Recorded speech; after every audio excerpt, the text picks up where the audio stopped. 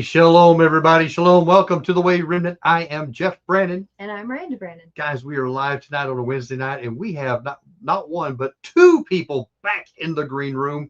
We've got Janice Baca and Bryan Scott Williams. Guys, I am so excited to have them on tonight. We're going to be talking about the Cochin Hebrew New Testament manuscripts.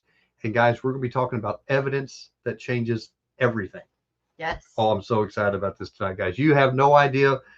We talked with them a couple months ago, maybe something like that, a month and a half ago, about doing this very program, and we have been just waiting, geeky, salivating out, ready to have them come on.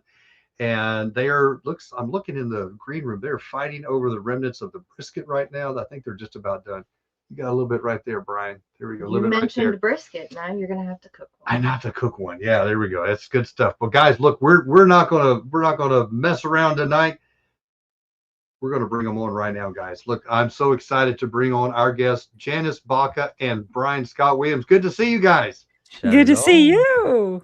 Welcome back to the Way Remnant, guys. Look, I am so excited to have you on.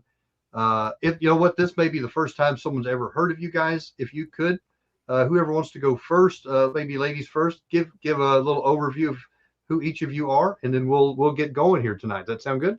Sure, absolutely. So I am a scholar of the Hebrew Bible.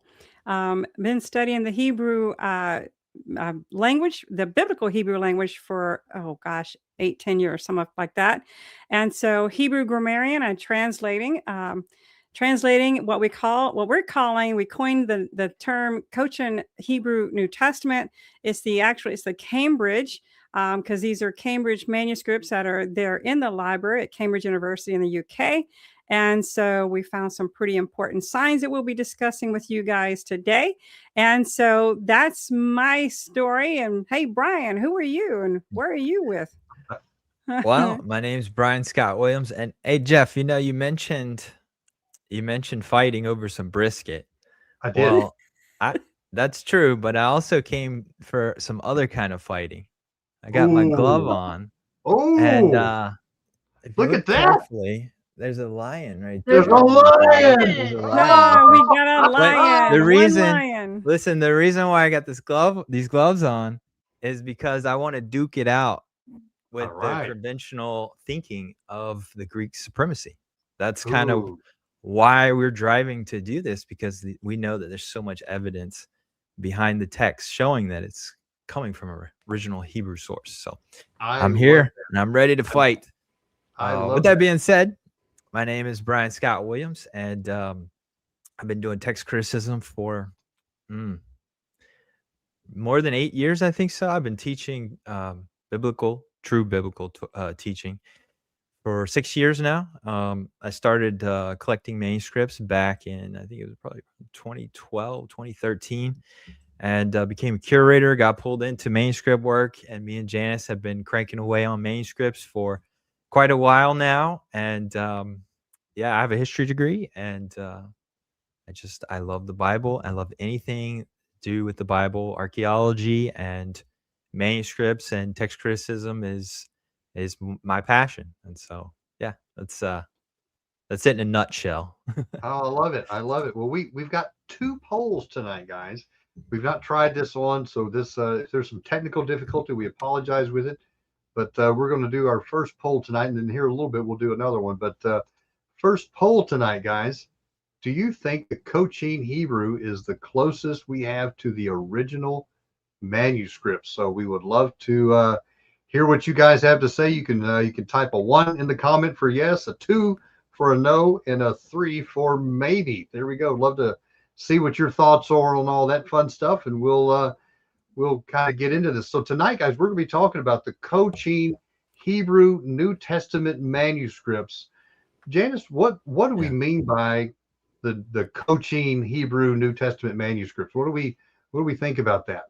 So for many years, we have known that has been plenty of evidence that the New Testament was primarily written in Hebrew, because that was their language of this first century. And so because of that, we've received what? The Greek And it's like, so whether or not they spoke Greek is irrelevant. They would not have written in Greek. They would have written in Hebrew. So we're talking about these men who are going to be writing letters. And you're telling me they're going to write it in a language that is not their holy personal language, that the Torah is written in Hebrew primarily. And so we've got the Hebrew, and we're going to read from Hebrew. We're going to speak Hebrew, but we don't want to write to each other in Hebrew. We're going to write it in Greek. That doesn't make sense. So there's been for many generations a search for these manuscripts, but we're looking for the evidence of the writing. So the whole point of everything that we're doing is there are a number of New Testament Hebrew manuscripts, but the goal is to find one that has not been translated, or at least primarily not translated. We wanted to have the Hebrew markers of the first century, and we know what that looks like. And so we will go into that and what some of that looks like, because we want to see something that hasn't gone through 2 and 3 translations, because you lose so much of those markers once it's gone through just one translation. Right. So this is something that it has been discovered a long time ago in the 1800s in Cochin, India, these manuscripts. However, it's been long ignored, or there's been papers written about them, but they're stored in the universities, or some are actually on like the the scholar websites and so forth. But it just hasn't really gone out to the public much, and that's where Project Truth Ministries is coming into play. And that we have 2 passions: the Hebrew manuscripts, the Gospels, the whole New Testament, as well as Mount Sinai. Those are our 2 big passions. And Bryan, what do you think about that? Yeah, absolutely. I'll just piggyback on some of the stuff that you're saying, Janice.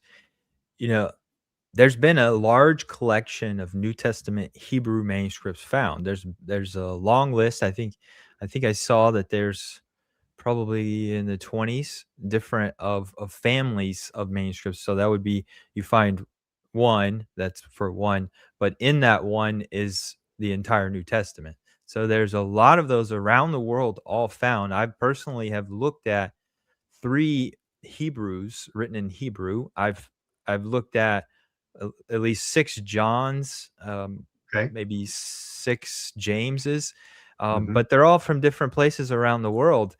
And we'll get into Dr. Roy Blizzard a little bit later, but he theorized that in the future, when they start digitizing manuscripts, that people would find these things and they would start to study them, and they would become really mind blown what they're looking for. But with that being said, Janice and I, we were part of a project, and we got access to most, if not all, of the manuscripts that had been found to date where we were working. And it was a very big collection. And me and Janice kind of combed through what we could.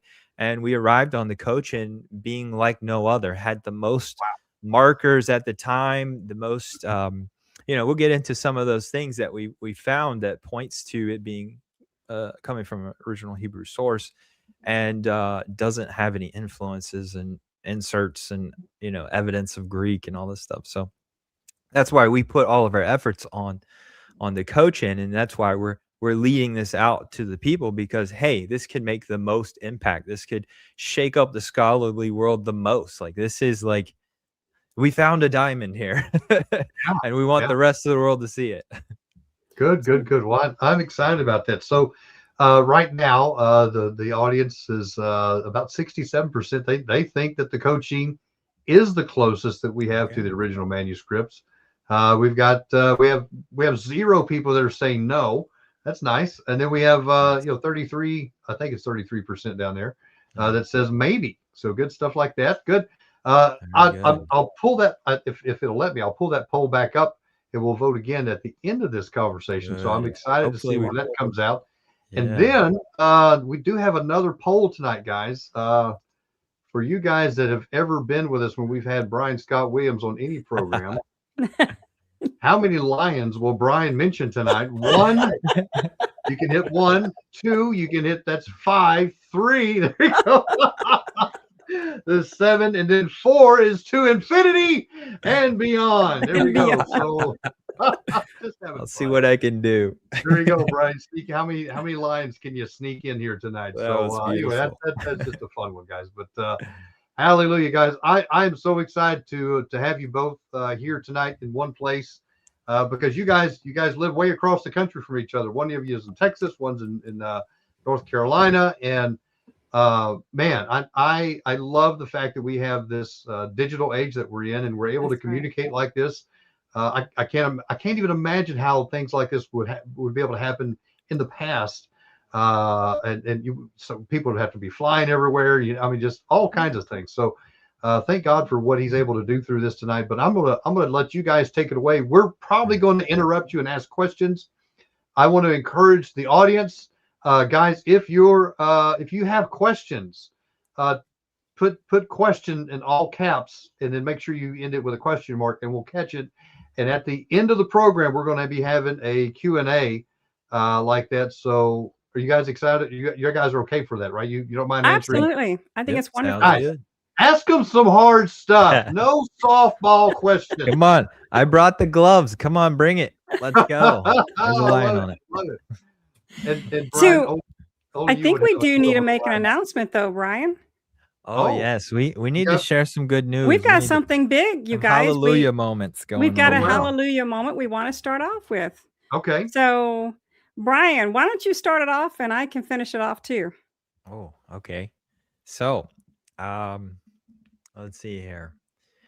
I'll start off with the first one in the order, and Janice, you bring in the back Okay. end. So we have been approached with starting the process of getting onto some major platforms out there that are going to take the Cochin's reach even further, and it is going to be very historic. I'll frame it Wow. like that. So Wow. this is, we have at Project Truth Ministries, we do not believe in charging for God's word, right? And so we have done everything possible in our effort to make sure that it is out there free for God's people. So it's on academia.edu, it's on projecttruthministries.org. So guys, go get and download your copy. These are things that we have done the best of our ability to make sure that it goes out to you. Now we are in the process of completing Matthew. A lot of Matthew has already been completed. And so it's going through right now some of the secondary review process, because we do a double review over our translation. Then there's going to be some things that's going to happen. Now we know right now, just through academia.edu, we've reached over 220 nations around the world, but it's not over yet. Okay. And what I'm saying is that when Brian says this is historic, Very it's historic. about to be historic. Okay. So we would like you guys to keep watching for the announcements, because this is huge. And Wow. God's people truly will have this in their hands without any expense to them. And that's the way our Father wanted it. Wow. I am Hallelujah. so excited. I can't wait for this full announcement. And guys, if you have not gone and seen the interlineary that you guys have made, go to projecttruthministries.org, and you guys can pull up the Revelation is complete, right? It's done. Revelation is complete. Mhm. It's complete, and not only well, you guys describe it. I mean, I can't do it justice. So- Tell them what they're going to look at when they see that. So what they're going to see is they're going to see an image. We've had the great blessing of Cambridge University, who has given me the wonderful blessing to share their images. They love their name getting out, but they have been such a huge blessing to me and Project Truth Ministries. And we Brian, are we going to mention that too? Or are we just going to talk about just general terms? Let's go ahead and throw out the endorsement. Okay, so we are getting endorsements, right? Mhm. So Ooh. we are getting we've started endorsements of getting these endorsements. manuscripts, including Cambridge University. Yeah. So My shout out to goodness. any Oh, scholars out wow. there. Any scholars out there that want to jump on this list that has begun to form of Yeah. scholars who want to endorse this translation and what we're doing. The invitation is yours. The Contact invitation us. is yours. Oh, So that's so cool. what we're doing is we're taking the images and we're including the images and we're including the translation, the transcription, the Hebrew, and the translation. And we break it down word for word in an interlinear table so that you can see how it's pronounced and how the word is used and what part of speech it's used. And if there are idioms, we include that as well as a footnotes and all of that good information as well. So this is where it helps people to learn biblical Hebrew. Now, guys, there's a big difference between modern Hebrew and biblical Hebrew, and I say this all the time. There's a grammatical shift that happened over time, and still does. Ancient Hebrew is not the same as First Temple, nor is the same as Second Temple, late Second Temple, or modern Hebrew. It's called, I call it Hebrews, not Hebrew. So people are learning late Second Temple, first century Hebrew through these translations and these documents that we are publishing out to God's people for free. So this is a big, we're a small team, but we're doing a lot of work. And I think it's just powerful that we have been able to coordinate this and come together.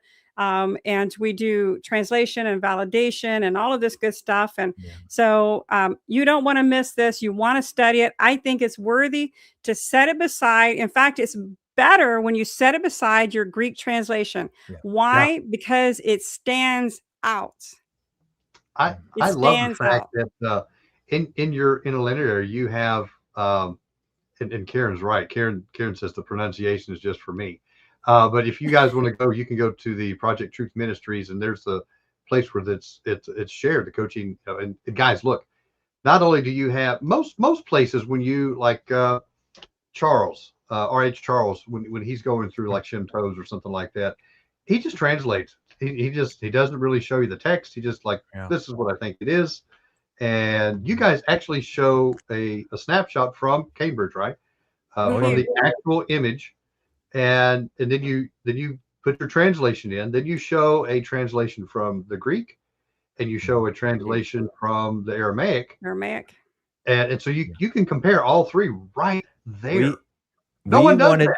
Right. And that's why we did that, is because we're trying to change the game. We want people to get in the process of making these interlinears with everything in them so that you can actually do the studies yourself. You can walk through the material without needing a scholar beside you, without needing 10 books around you. You can actually learn it yourself and become a student right there on your own. I love it. All right. Well, guys, look, let's buckle up. Let's go. Thank you for announcing that, man. I am so excited. Congratulations. Thank you. I think that's amazing. Yeah. We're living in history at this point in time. And I tell you this, God is doing miracles through this. He truly is. And he has really breathed upon this, this entire project. It hasn't been easy, but it has truly been a great blessing. And we are servants of God, and we're here to make sure that God's people get his word. Absolutely. So, with that, can I just give a shout out to the Project Truth Ministries team? Yes. They have worked so hard, so diligent. Really appreciate all these guys. I just want to go through here. Shout out to Jonathan, Victor, Seth, and Stephen, Kyle, and Justin. I didn't want to throw their last names on there in case they didn't want their names out there, but they have been awesome. We love them very much. That's right. Couldn't have done it without them. That's right. We couldn't have done it without them. That is so exciting. That is so exciting. I feel honored that you guys have come on our program and you're sharing these things with the guys. We have a whole playlist of both of you guys just coming in and dropping bombshells, dropping amazing revelation, showing very unique differences. Bryan, you mentioned something before the show started. You said you may be sharing some things that y'all haven't talked about, right? Oh, yes. So like to mention, Janice and I have dropped a lot of bombshells. Yeah. And if your audience has been watching those bombshells, they will see that there's a case building for how amazing and incredible this manuscripts of the Cochin collection are. And if you haven't watched those, go back and watch those. Yeah. If you haven't subscribed to The Way Remnant, go subscribe. That's Do right. that, and then watch those episodes of Janice and I on That's right. The Way Remnant. But with that being said, yes, we like to bring new stuff to you, Jeff, Yeah. Miranda. We like to bring stuff you've never seen before. So we have put in our little presentation, some things that have not been talked about publicly yet. So Oh. it's going to be pretty cool. I should have wore a pocket protector and put tape on my glasses. I'm going to nerd out and geek out so bad tonight, guys. I tried to look professional, but it's not going to last. I'm just telling It's you. not going to last. But you know what makes it amazing, though, Jeff, is this is actually resolving the textual problems we Yes. had before, right? Yeah. This answers questions, not only just in questions in general, but it answers end of day questions. Wow. And it connects us. Some of these connect us all the way back to Deuteronomy. And I think we got some back to Genesis and so forth. Yep. We're talking about when you have the Hebrew, you're connecting to the Hebrew. We're finding these connections. And this is exactly what we should anticipate to see. And we see it. And it answers a lot of questions. And it is different. It is different than your Greek translation. Yeah. So, if you've spent time doing text criticism with the Greek, you already know that there are issues. Like a lot of people are like oblivious, like, oh, I didn't know there was textual problems. Yeah, they're textual problems. Brother, don't you know we can correct the Greek and the Hebrew from the King James? I'm just going to throw it out there. I'm just if it's good enough for Paul, right? The King That's James. right. Yeah. No, but yeah, so we can fix pretty much all these places that Janice and I like knew going into this. We were like, if the Cochin is legit, then we should go to this verse and it should solve our Greek problem. And lo and behold, boom, it does it. It does it like, I would say like 98% of the times it's fixing those problems. Wow. And so that's why this is. And then beyond that, even when think about this, even beyond that, like, for example, the power of God singing that you don't really see as easily that when you're just studying the Tanakh, right? But then it's there in the Tanakh. But when you have the Cochin Hebrew New Testament, and then you say, wait a minute, and then you put together the studies from the Tanakh about the power of God singing. Now that's not a textual problem. That's a blessing that now just blossoms into this great flower. This is huge. It emphasizes it, right? It Where you wouldn't normally see it. Yeah, that's so cool. Yeah. That's so it cool. does. Right. I'm gonna bring up your presentation, Bryan. All right. And we're gonna get ready to roll, guys. All right. Again, guys, if you have questions, put question in all caps, and we'll save them towards the end, and you guys will have a Q&A. Yeah, just let them rip. All right. I want to start out with like a light warm up and then a warm up, because anything Hebraic, you have to have a pretty drawn out introduction. That's just how the Hebrew guys work. That goes way back to ancient times. We're going to start off with genealogy. It's going to be like 6 hours. There we go. And then nothing like that. Don't be afraid, people. Don't turn off because he said 6 hours. All right. So we need to get you just a little introduction, familiarity, that there is an abundant amount of information to suggest that the Gospels were originally written in Hebrew. And in fact, we have 9 early church fathers who are either explicitly saying Matthew was written in Hebrew or the Gospels. And here are the list here: Papias, Irenaeus, Origen, Eusebius, Jerome. Jerome wrote it 14 times about all the Gospels. So that one's very significant. Epiphanius, Pentaenius, I always struggle with that guy. Cyril of Jerusalem, and Alexander of Clement of Alexandria. Ooh, tongue tie. Say what? There That's are line 9? number 2. Well, guess what? There's actually more than that. If you keep going in history, you keep finding them later in history. And I'm gonna share a couple of those with you. So I'm gonna read. You mentioned Clement of Alexandria. He lived during Paul's time, didn't he? Yeah, he overlapped. Absolutely. Yeah. And Papias is pretty old too. He's right there overlapping with them as well. Wow. So, I mean, these guys were really close to the sources. And, Jerome even talks about how he got to see those manuscripts in person. Wow. And so these are no lightweights. These are the guys who kind of formed, even if you're in mainstream churchianity and the doctrinal beliefs and of how the Church Institute had come to be, these guys all play major roles. And they're all saying that the original text was originally written in Hebrew and then Wow. transferred into Greek. And so if you start with the history, you'll see like, oh, that's matching the text. Let me go look the text. Once you start looking into the text, you'll see more, and we'll kind of reveal that. But I want to just reel off some more contemporary, some more modern scholars who have gone on to say this same thing because they're looking at the same text. By the way, Yes. Brian, what kind of animal is that you have on the screen right there? Oh, See, that's number 2. that's a big cat. Big cat. I think you call it a Leon or something like that. There we go, I don't brother. think I've ever It's a heard that Leon. before. But it says it's the righteous are as bold as lions. That's right, And man. so we're here being bold. Right? That's right. Amen. So let me list these scholars. I'll go through them really fast. You got Okay. Dr. Roy Blizzard. He just passed away. Peace and love goes to their family.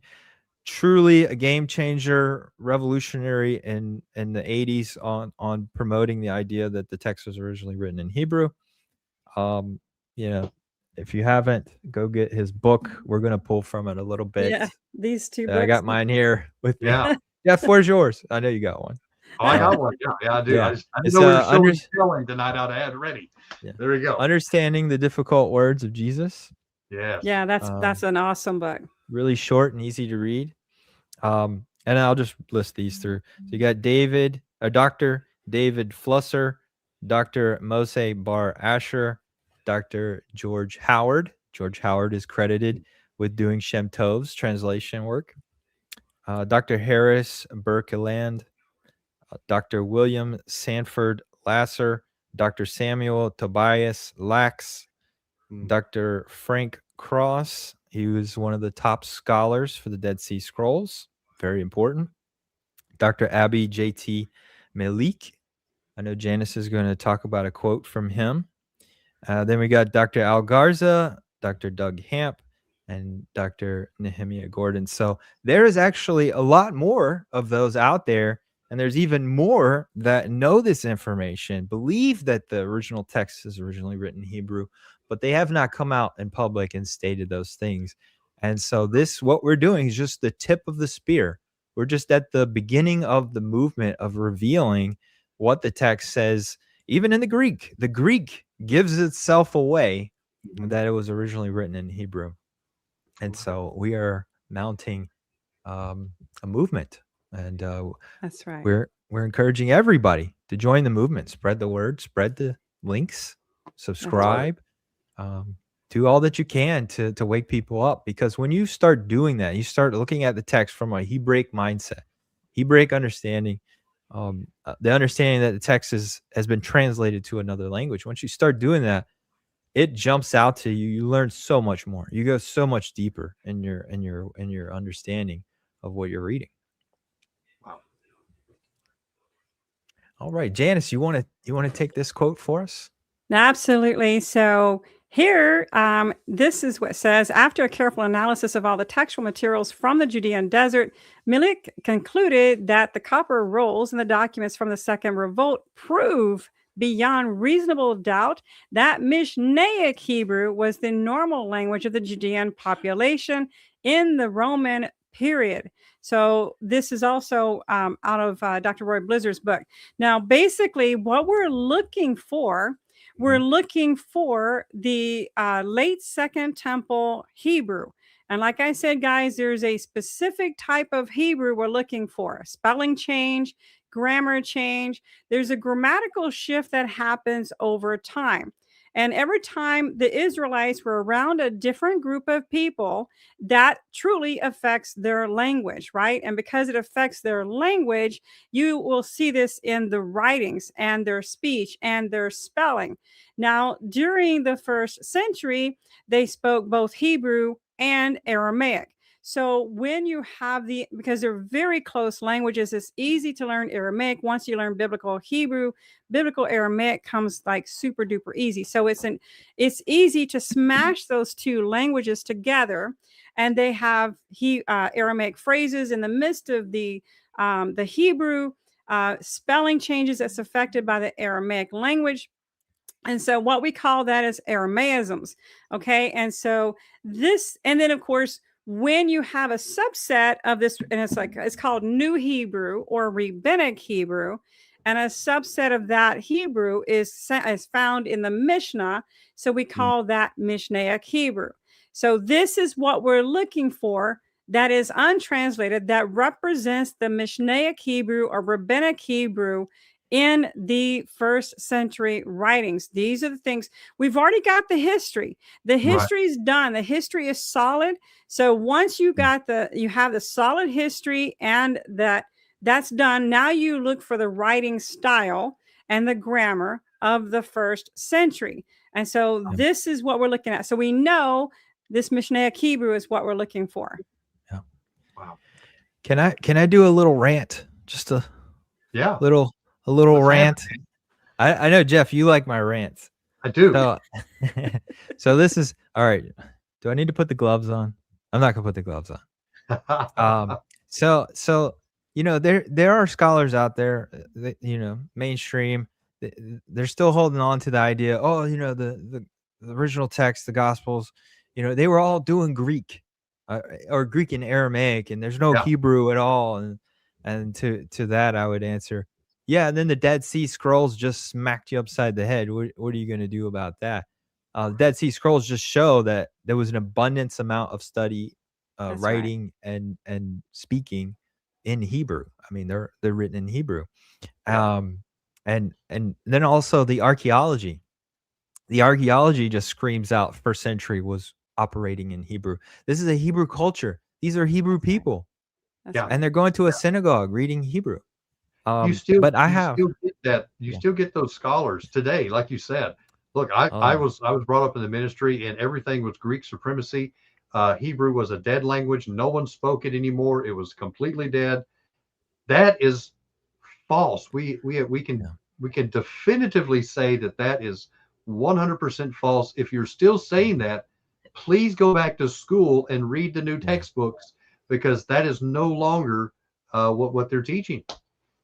Yeah, they're putting something in your mind to stop you from thinking.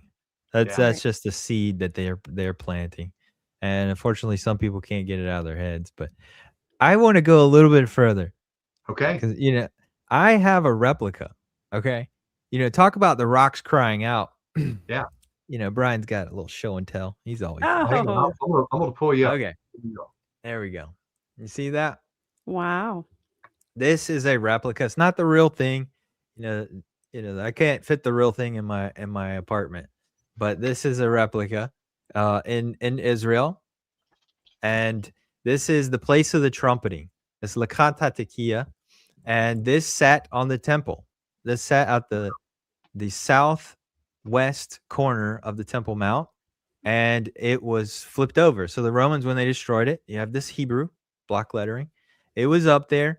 And when they destroyed the temple, it fell over and fell flat. It was very large. This is not, I can't fit the whole thing, but this shows you they were using Hebrew. They were just speaking in Hebrew, and Hebrew was there. And the archaeology shows that. So I like that. And, not only that, I'm sorry. Let me just bring this up. Karen C. even brings up the posting on the cross demonstrates that it was a common and used language at the time. That they posted it in Hebrew, in Aramaic, and I think was it Latin as well. Anyway, but here we go. Good stuff. So not Very only good. that, during the first century, there's also the writings that were found in Qumran, like for example, the Greater Isaiah Scroll, right?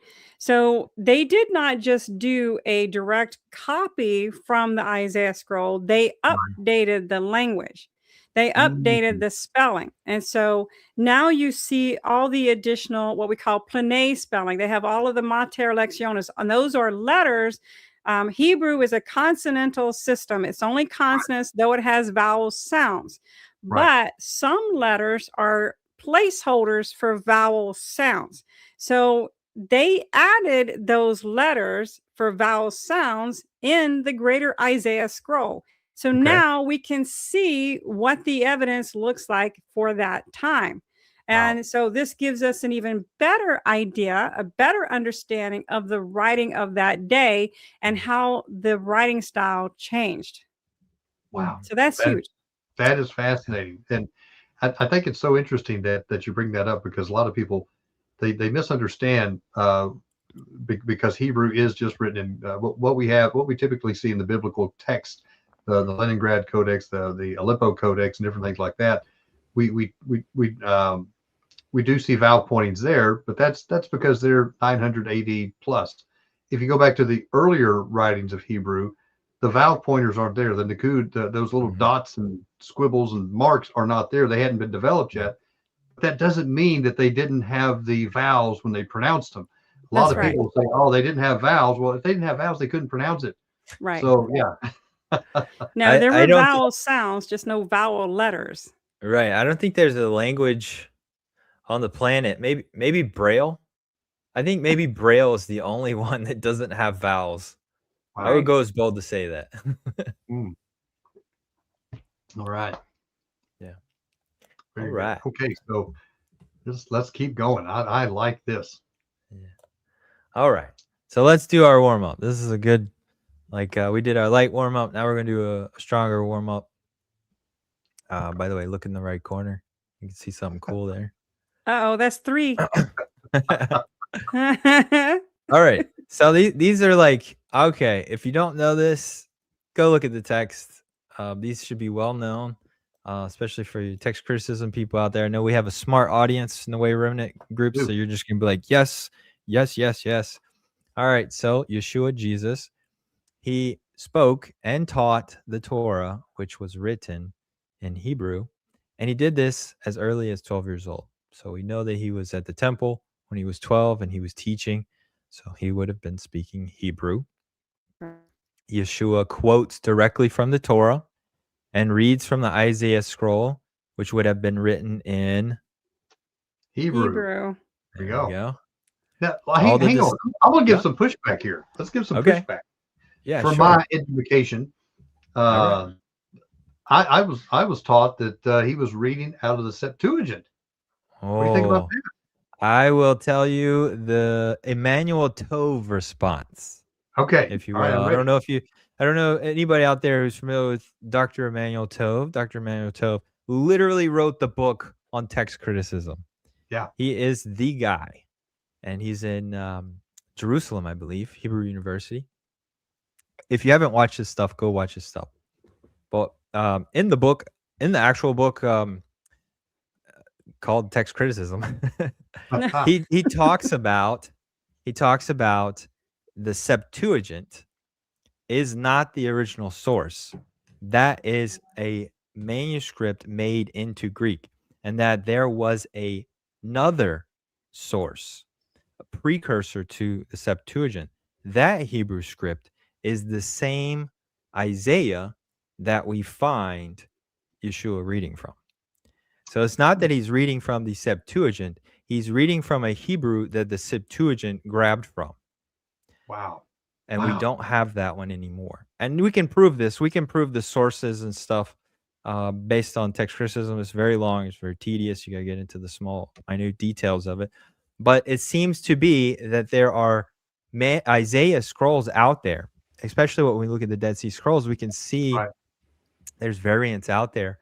And it looks to be that we lost that Isaiah scroll that Yeshua is reading from.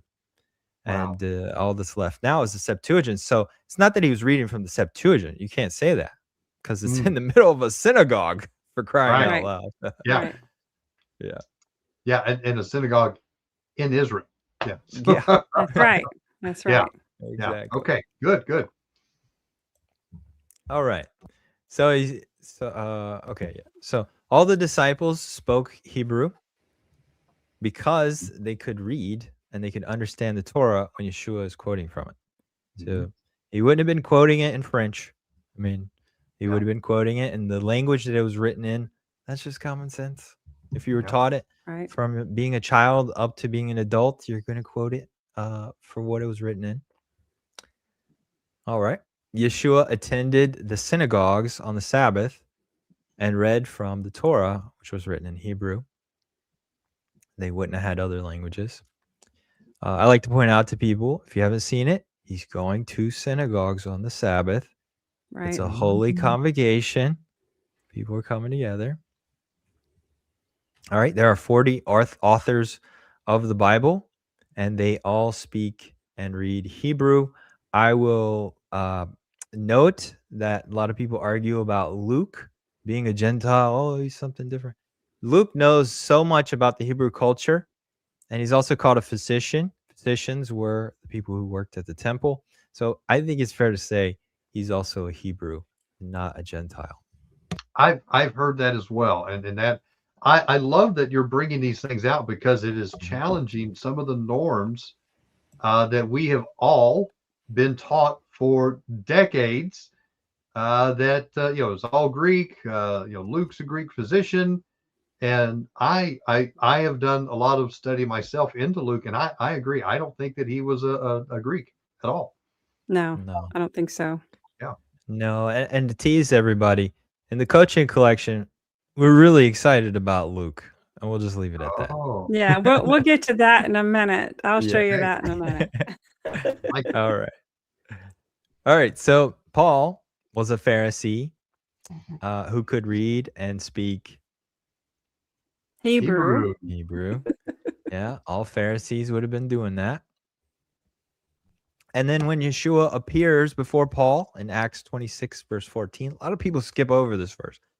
This is a really important verse. Yeshua speaks to Paul in Hebrew. Hebrew. Yes, he does right there in Hebrew Edi. This is what it says. So he didn't speak in Greek, Interesting. which is very important. That's Our right. Messiah is speaking right to Paul. So what language would have Paul been thinking in? Yeah. Hebrew. Hebrew. What language would he be thinking in when he's writing his letters? Yeah. Hebrew. Absolutely. Yeah. Exactly. That's right. Because he's a Hebrew. The Israelites are Hebrews. All right. So Janice, would you like to take over on this Sure. one? This is talking about what we are looking for. So what I mentioned earlier is that to distinguish between New Hebrew, which is also called Rabbinic Hebrew, from other sources of Hebrew, it's helpful to understand the linguistic features such as historical context and so forth.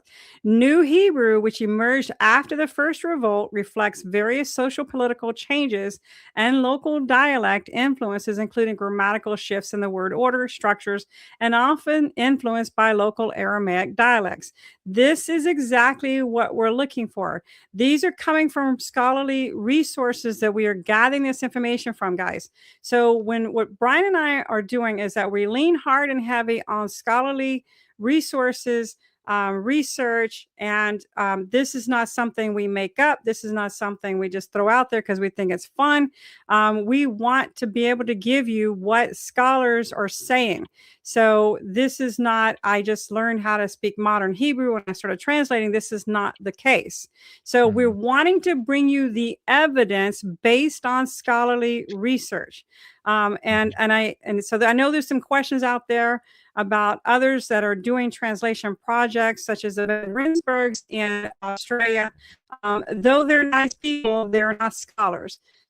They translate through modern Hebrew.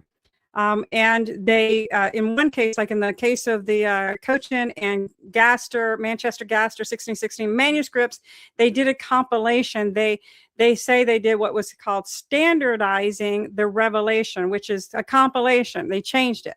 because they changed it to what they felt like it should be. And I don't think that should ever be done with any manuscript. And I do want to make this very clear.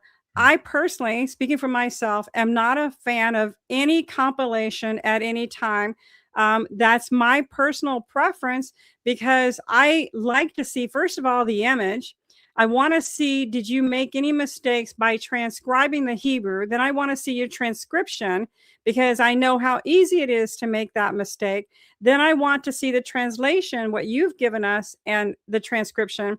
And then we go from there. But I do not like personally compilations, because then you may not know what verse came from what manuscript. And I'm very, very particular about knowing what source came from what source. Like I said, we're very much leaning on hard scholarly research and resources. So we expect high standards. That's what we expect. We expect high standards to say, quote your source of where you've gotten this verse from, what manuscript it came from. And if that's what you have, and one thing I have to say about the Shem Tov is that he did include the transcription of the Hebrew, and I appreciate that, because it gives you and I an opportunity to validate that translation ourselves. And so I do believe that the transcription should, at least at a minimum, go into the books, and that's something that I am a big fan of, is including the Hebrew. So that's just my personal perspective. Yeah. I'm a purist. I want to see everything that I can validate it myself. So I know, people make mistakes. People make mistakes, and I just want to validate to see if there were any errors in their work. Well, look, I did say I was going to hold the questions to the very end, but since you brought this name up, that was one of our questions. What do you think about the Van Rensburg translation of the Cochin? Of the question there. So maybe we can just go ahead and address that right here. Yeah, Well, it's a step above Google Translate. Well, no, not let me insults them, but go ahead, Bryan. let me say this. So when we were at the previous institute that we were working with, one of my jobs was to copy and paste the Van Rensburgs into our work and what we're looking at as far as what we were working on, the Gaster, or some of the other manuscripts out there that we were working on, and we would copy and paste the Van Rensburg just to peek and see what they were doing. But also underneath them, I was also tasked with pasting in Google Translate. And so I got, out of all the people on the planet who was comparing the things, I saw firsthand they were so close. Very close. And walking exactly, I mean, to the point where it's like, okay, I don't know what they're actually translating. But let me just say this. They're doing work. Good for them. Keep going, put out work. The world needs to be exposed about, and they're putting it the out for Hebrew, free. And they're I putting it out for appreciate that. free. Yeah. And so I say to them, kudos and keep going. But I understand that they're calling their stuff Cochin, but I'm not entirely sure they're translating from the Cochin manuscripts. I believe that they're calling the Gaster Cochin, and so the Gaster is very, very easy to read. It's block lettering. But Janice and I, if you go back and watch our Revelation series, we demonstrate that there is big differences between the Gaster and the Cochin manuscript that is truly the Cambridge collection. A lot of scholars just assume that they were copies of each other, but they're not. You have to get into and clarifying question. We've seen a few people call the Manchester Gaster 1616 Cochin, and it is not the Cochin. We call it Cochin because we want it separated from the Manchester Gaster 1616, which is a beautiful block letters. But Cochin, as you guys know, is a mess. You can go look on our website and look at it. Well, we think it's beautiful, but it's going to be a little bit messy to you guys. It's I don't want to be conspiratorial, but it almost seems like there's an agenda to hitch on to kind of what we have driven as the main phraseology of calling this the Cochin collection. And it's like not everything from there is the Cochin collection. So so the Gaster is definitely different. Janice, you had mentioned that sometimes people, and the ones we just mentioned, are using or maybe using modern Hebrew grammar rules to translate ancient biblical Hebrew. Mhm. What's wrong with that? So there's a lot wrong with that. An example would be, say, a Hebrew active participle. A Hebrew active participle, and I'll explain that to you in a minute. In in biblical Hebrew, can translate one of three ways: as a noun, an adjective, or an active verb. Okay. In modern Hebrew, it's active verb. 99.9% of the time, it's active verb, such as running and dancing and jumping and singing and so forth. But when you're looking at biblical text, you need to determine, is this a runner? Is this one who runs? Or is this running? He's running. And Okay. so that it will make a difference. Now, these verb forms will be used differently. Now, we also have a verb form that was used during the first century called the Neath Pael, that is a combination of two different binyans. But ladies and gentlemen, what that's called is just a structure of the verb form, and that it later went extinct after the first century. So that, and if you didn't catch that, you would think somebody just had a spelling error. Okay. And so modern Hebrew has a different set of rules, and it's influenced by other languages that are modern languages that was influenced by that the first century people were not yet influenced by, such as, Spanish or whatever. We're looking for that particular Hebrew of the late Second Temple. And this is New Hebrew or Rabbinic Hebrew. So this is not going to be the same as modern Hebrew. Things are going to translate different. You're going to see different words in modern Hebrew. You make a lot of assumptions. And the reason why it's extremely important to know about what century you're looking at, you have to consider that what happened during that time, what the language would look like at that time. So if I'm going to pre-exilic or First Temple writings, then I have to get into the Hebrew of that writing time frame. Now, if I'm not paying attention, and let's say I'm looking at first century and I see something that's spelled classical, I mean, like lekach, such as he took, that's spelled that way in classical biblical Hebrew as well as modern Hebrew, but it's not spelled that way during the first century. It's spelled as lekach with an extra yod, lekach, and you can see that with the sound in the lekach. Gotcha. And that's what we're looking for. And if you blow through it and you're just translating, you're going to miss that. You're going to miss that one small yod that gives you the Aramaic influence of the first century. So that's the reason why those things you have to understand from a scholarly point of view so that it's not missed and so that you can identify these markers of the first century. And I hope that answers your question. Go ahead, Bryan. Yeah. Yeah, I want to continue on with what Janice is saying. We experienced this when we were working at one of the institutes we were working at. We were experiencing this with people who only knew modern Hebrew, and they were being tagged along into the translating committees and in the meetings and stuff. And we ran into this issue where they knew the Hebrew Modern words. Hebrew. They could read the words. They knew what the words are, but those words had meaning changes over Right. decades and eons, Right. and those words did not mean the same as what they meant in the first century. Janice talks Yes. about like the word bad. Somebody who loves their car in today's Right. vernacular of English, they say that's a bad car. Well, Right. what exactly do you mean by that? I Because thought you liked in your car. yeah, you like it, right? Why are you calling it bad? But That's sick. Is it it's really? sick, Yeah, or a sick car, dope right? or whatever, How's all your those car sick? Did words. it get the flu? Right. And, Right. and Victor used that term on me. I'm like, is sick good, Victor? Is like, Yeah. he says, yes, Janice, sick is Yeah. good. Okay, Yeah. I get Yeah. it. So you have a shifting in meanings, and That's some of right. them even flip. You have like I remember learning about cucumber, the biblical word for cucumber. Today's Hebrew, it means eggplant. So Yeah. Right. there's a lot of these where you go and try to translate. Well, you're not going to come out with the same thing. It's going to be a different product.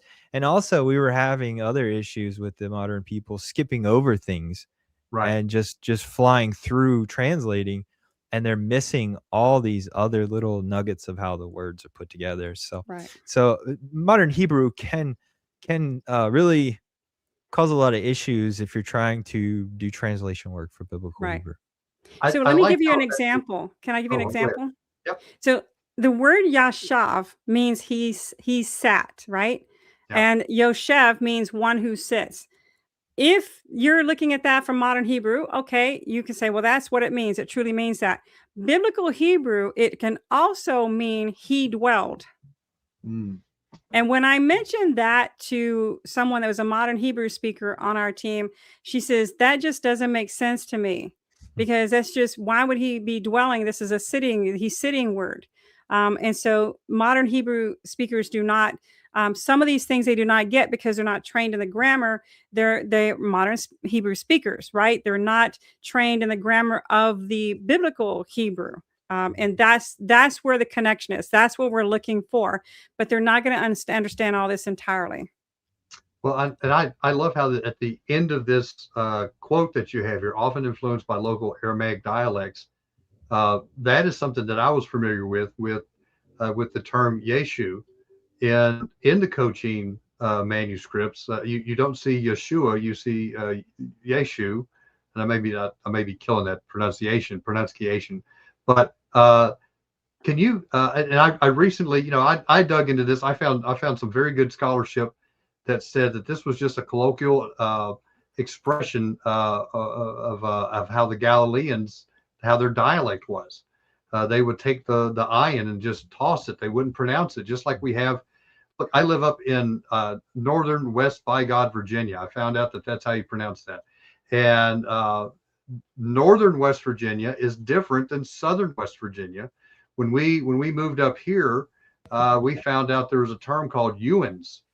And I'd never heard of that, right? So that's a different dialect people use all the time up here. Yeah, and I grew up an hour and a half away from where I'm at now. Yeah. And it was you guys. Yeah. Right. Where Jeff is from, it was y'all. Y'all, right? It's But Yeah. up here, it's Ewans. Yeah. So Wow. and so it's interesting. I had not heard anybody else except these other two scholars talk about that because everyone always goes to the second century acronym that the rabbis that don't like Yeshua came up with Yeshu, and it means something very negative towards Yeshua. But just recently on a podcast, Dr. Nehemiah Gordon even brought up that is a Galilee. That's a sign that these were the Galileans that were speaking. He agrees and says that was a first century Galilean dialect where they just took the ayin and just tossed it. They didn't pronounce it. So those are all of these markers showing that this is from the first century, not the second, not the third, not the fourth, the first century. Yeah, and I can expound a little bit on why they would toss the ayin. Okay, if I may. Is it because of their mullet? The mullet? Yeah, I've always heard that they were the rednecks of this. Oh, so they are. So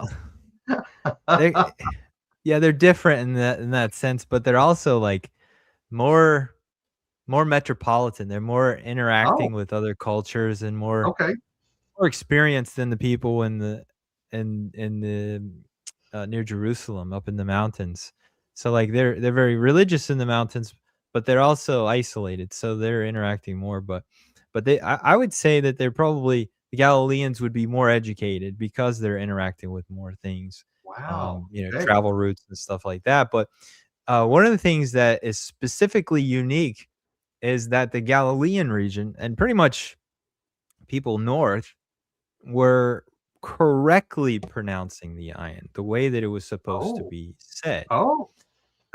So here in America, English people speaking in Hebrew sound, they don't know what the ayin typically would sound like properly from his history.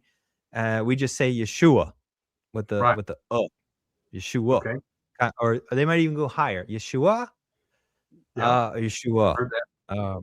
We're more down. But the proper way to say it at that time is a nasal back sound, and it's a downward. So Yeshua. It goes through your nose and down. Yeshua. Ooh, And Yeshua. so there's so much Ooh. effort in saying with the downward instead of. There's so much effort in it that you would want to toss it. Because it's like I gotta say it this way. So and when I say Yeshua. Yeshu, I can say it really fast and soft and hard, whatever. It Gotcha. fits really quickly. Yeshua, Yeshu. But if I say Yeshua, now I got that extra ending that's causing so much energy and stuff. So it makes sense that they would toss it. But this Wow. is also why we see the disciples so easily spotted in the crowds when people are turning on them and saying, "Oh, there's one from the Galilee." Well, how do they know they're from the Galilee?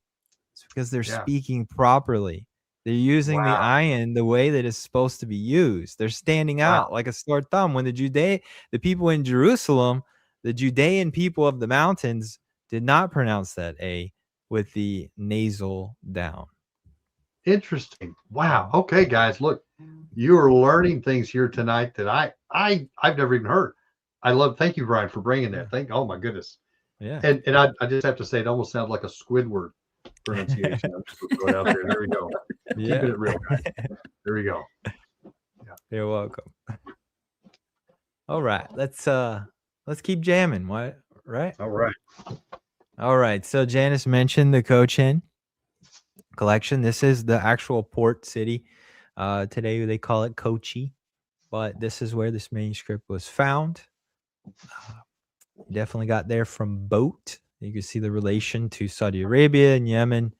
It's just straight across the Arabian Sea.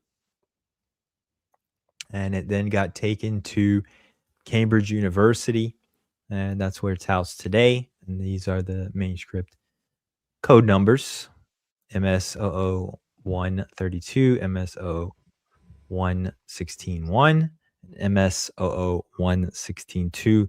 Those are very important. When you're trying to Okay. pin down what exactly are you speaking about, you have to go back to these code words. Check the writing of what people are saying. They Right. could be calling it Cochin, but they're using different code numbers. They're coming from different manuscripts. Right. From So different this is university from libraries different. too. Exactly. Interesting. Exactly. Okay. So that's very important to note. Absolutely. Yeah. All right. So let's talk about the Cochin manuscripts and what are the does nots. That's what I'm calling this. So this is kind of cute and fun. I like that. It does not come from the Greek. Janice and Mhm. I have demonstrated that. Go watch our series on Revelation. You can check our work. James has a section at the very end. Looks like someone lost part of the manuscript, and that is coming from the Greek, but the rest of that is not Greek. We have the Matthew shows incredible evidence that it's not coming from the Greek. It differs in a lot of places. And so we're really excited about the manuscripts that we're going through. And so far, we've estimated about, Janice, so you say about 40% of our collection is coming So I'm from going to go original. into and show you guys which ones All right. are impressive and which ones are maybe not as impressive. Yeah. I'm going to give you the actual books. Okay. Wow. So that's a teaser there then. Yes. All right. So it does not come from Aramaic. We absolutely demonstrated that in our Revelation series. Absolutely. Boy, did we do that. Okay. Does Yeah. not have signs coming from other languages into Hebrew. Okay. And it's pretty easy to spot those. We look at the what's it called? The Catalonian Gospels. It still contains Catalonian language and Catalonian right. words and grammar from That's right. Catalan. So it kind of shows you like what language it came from. Right. Does not contain contradictions, which we find in the Greek. So that's also very important. If you know your text very well, you know there are contradictions. They're very small, but they're there. And the Cochin doesn't contain them. does not contain inserts that are well known or suspected in the Greek.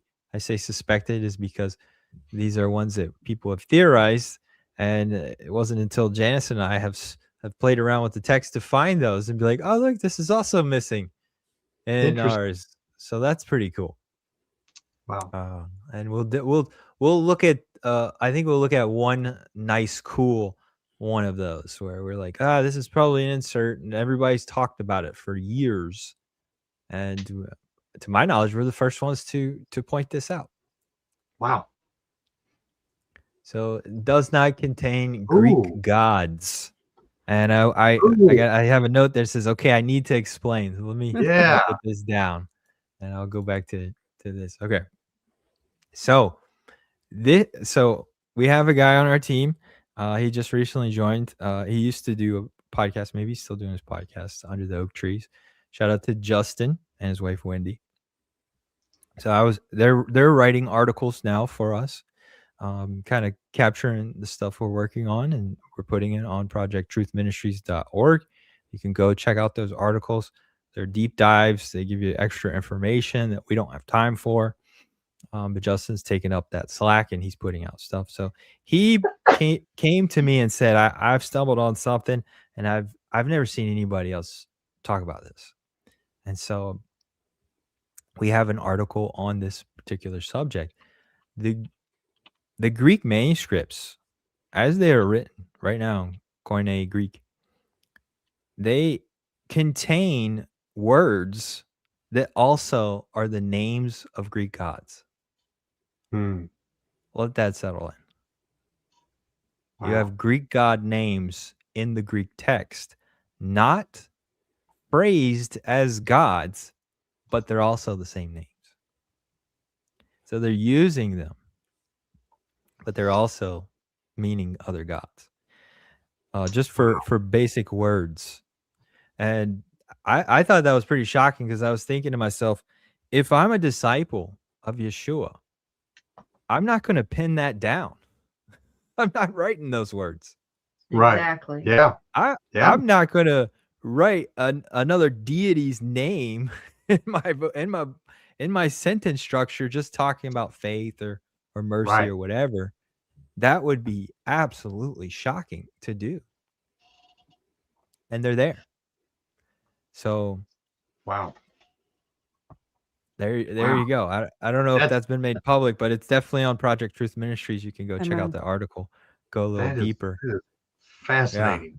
Yeah. That is fast. I've not heard anyone talk about that before, with other manuscripts at all. That's fascinating. Yeah. Wow. So I mean, the more we pick at the Greek, the more we see. So let's pick a little bit more. True. Okay. All right. So what's up with this collection? We're going to talk about the what's up. So Janice, you can jump in on these two and kind of explain more. The sentences are clearer, they're direct, they're less wordy, and they're shorter in many cases. Right. They do deliver the same amount of information, but sometimes more, but they're shorter and compact, and they're not redundant. That was another thing that we kept seeing when we compared to the Greek. The Greek would be redundant or repeating itself. Right. It maintains the culture, i.e., we see words like menorah versus candlestick. Candlestick being in the Greek, menorah. We see everywhere it's maintaining the culture, which is the Hebraic culture. Yeah. First century Mishnaic Hebrew with the regional Aramaisms, including idioms and word puns. This is something, I got to be a critic of even myself here. Right. We are digital. Wow. Why can't I say this word? Diligently. Oh, diligently. I was wondering what you're saying. Combing through our manuscripts, translating, working, putting notes and history, and having our minds blown. But there are Hebrew word puns and idioms in there in abundance, just like what Dr. Roy Blizzard found in his research. He found by back translating the Greek into Hebrew, he found all these Hebrew idioms and word puns. And he said, "Oh, this is amazing. This proves that, coming from original Hebrew source."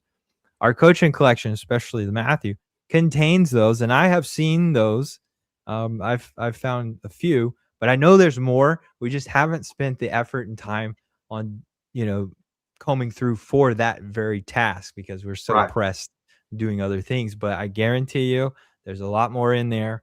And if anybody wants to join the cause and find those Hebrew word puns and idioms, rhyming schemes in the Hebrew, you're more than welcome to send us links to what you find. Great. Yeah. Okay. Fixes problems that we find in the Greek. Yeah. Maintains that the Torah was not done away with. This is pretty big. This doesn't fit with mainstream doctrine, but it's Right. also in the Greek text. The Greek text, basically says that the law is not done away with. There are places that are ambiguous and you can have wiggle room. Well, in the Cochin collection, completely slams the door on the wiggle room. It gets very direct and it upholds Torah. It does away with your outs and ways you can twist to get out of saying the laws applies. It's very, very clear. Cochin collection says the law is not done away with. Any comments or questions about that? I do have a couple questions so far. I don't know if you guys want to go ahead and just hit some of these, but Sure. Chad's got two questions here. He's maybe not understanding even what we're talking about here tonight. How come we've never found any copies of Hebrew New Testaments? We have, and that's what we're talking about tonight is the Cochin collection. It's the entire New Testament in Hebrew.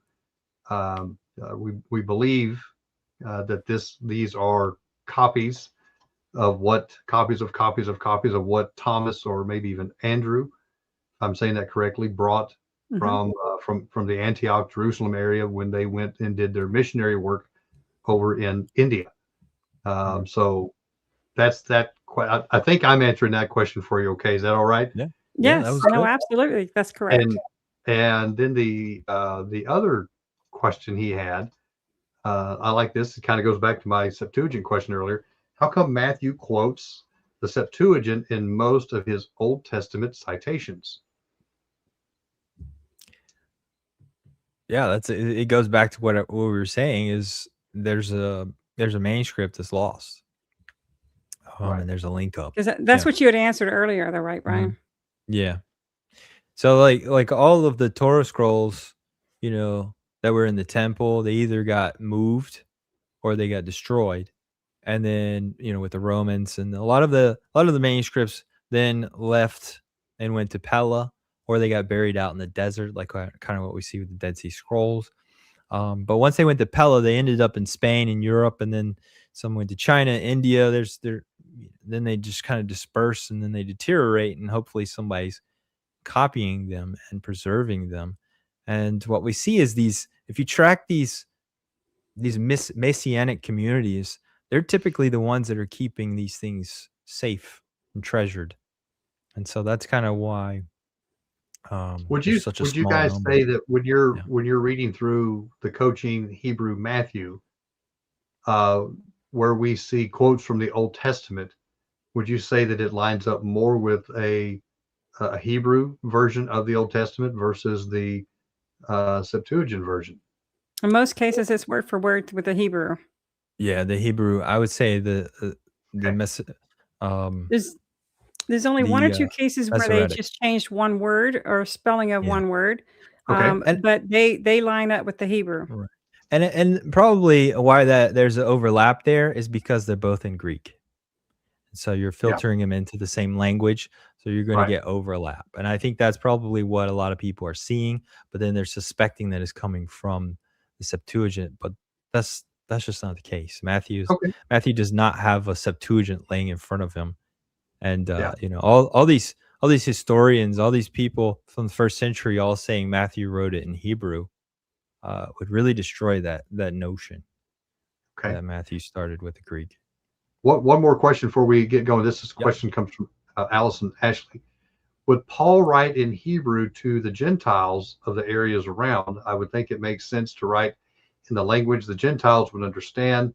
So she's talking about the epistles with Paul, maybe like to Galatia or to Corinth, different things like this. So what do you think That's a about good that? question.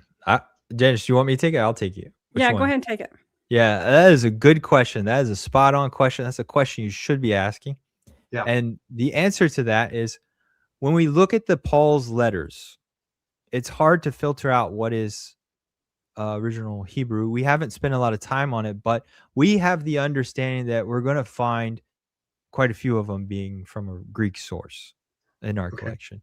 And that might just be the case that a lot of what Paul wrote was in Greek because it's going to travel very far. People need to read it. It's a common language. So it does make sense for Paul to be writing in Greek. He might not have only written in Greek. He might have written some and had some of them put in Greek and then some of the local stuff put in the Hebrew. But one thing for certain, I must point out, the book of Hebrews, written to Hebrews, what language should that be in? Right. Hebrew. It There we should go. be in Yeah. Hebrew. And Yeah. so we're very confident and happy about the book of Hebrews that we have. Again, there are only so many people, so we haven't spent a lot of time on it, but we liked what we saw in that one. Okay. Right. What one more last question was snuck in here right at the end, and then we'll proceed. Can you address the trend of reception of the Cochin where people are more willing to consider Revelation and I'm going to say Jacob, there's no James, as authentic more than the Matthew, the Cochin Matthew, that she corrects herself at the end of that. So one claim is Matthew is rabbinic. So what do you think about that? I guess I'm trying to understand the question. Now, James has some verses that appear as first century. It's not entirely, the Cochin James is not entirely from the first century source, so some going to have more. The Cochin Matthew has quite a bit. In fact, it's the best one we have out of all of the writings, that it has the markers of the first century. James is on the low side. It has the least amount compared to Matthew and Revelation. And we're going to show you some because Paul does have writings here that shows the first century markers. Now, the question is would he have written in a couple of languages? Maybe. We can't say that he didn't. But I do see that some of Paul's writings does have the markers of the first century as well. But go ahead, Bryan. Oh, no, I would agree with you. Yeah, no. Okay. Yeah, does that answer the question or did I miss it? No, I think that's good. I think that's good. Yeah, and Janice, we did a show together on the book of James. If you remember that one. Yeah, so it's in the playlist, guys. Go check it out. Not right now, but there we go. Yeah. All right, Mr. Bryan. All right. Let's keep soldiering on like lions. Dismantles a lot of man-made doctrinal beliefs. You can see that in our Revelation series. There's a bunch of sections of sentences that are missing. And when you take those out, some of these doctrinal beliefs kind of fall away. And some of them are kind of wacky. We'll kind of see one of them a little bit later. Revelation alone. This is really great. I love this. So Revelation alone. This is everybody listen. Just the Cochin Revelation alone has 42 major discoveries that differ from the traditional Greek. Wow. We have 42. Not just spelling or little small words. This is big deals. Yeah. These are big deals. Yeah. These are really big deals. Mm-hmm. And considering how many words are in the book and then how many sentences, 42 is actually not a lot. It sounds a lot to us, but it's not a lot. But those 42 major differences are very unique, and a lot of them just kind of point to either the time period in history and kind of fits and fixes things.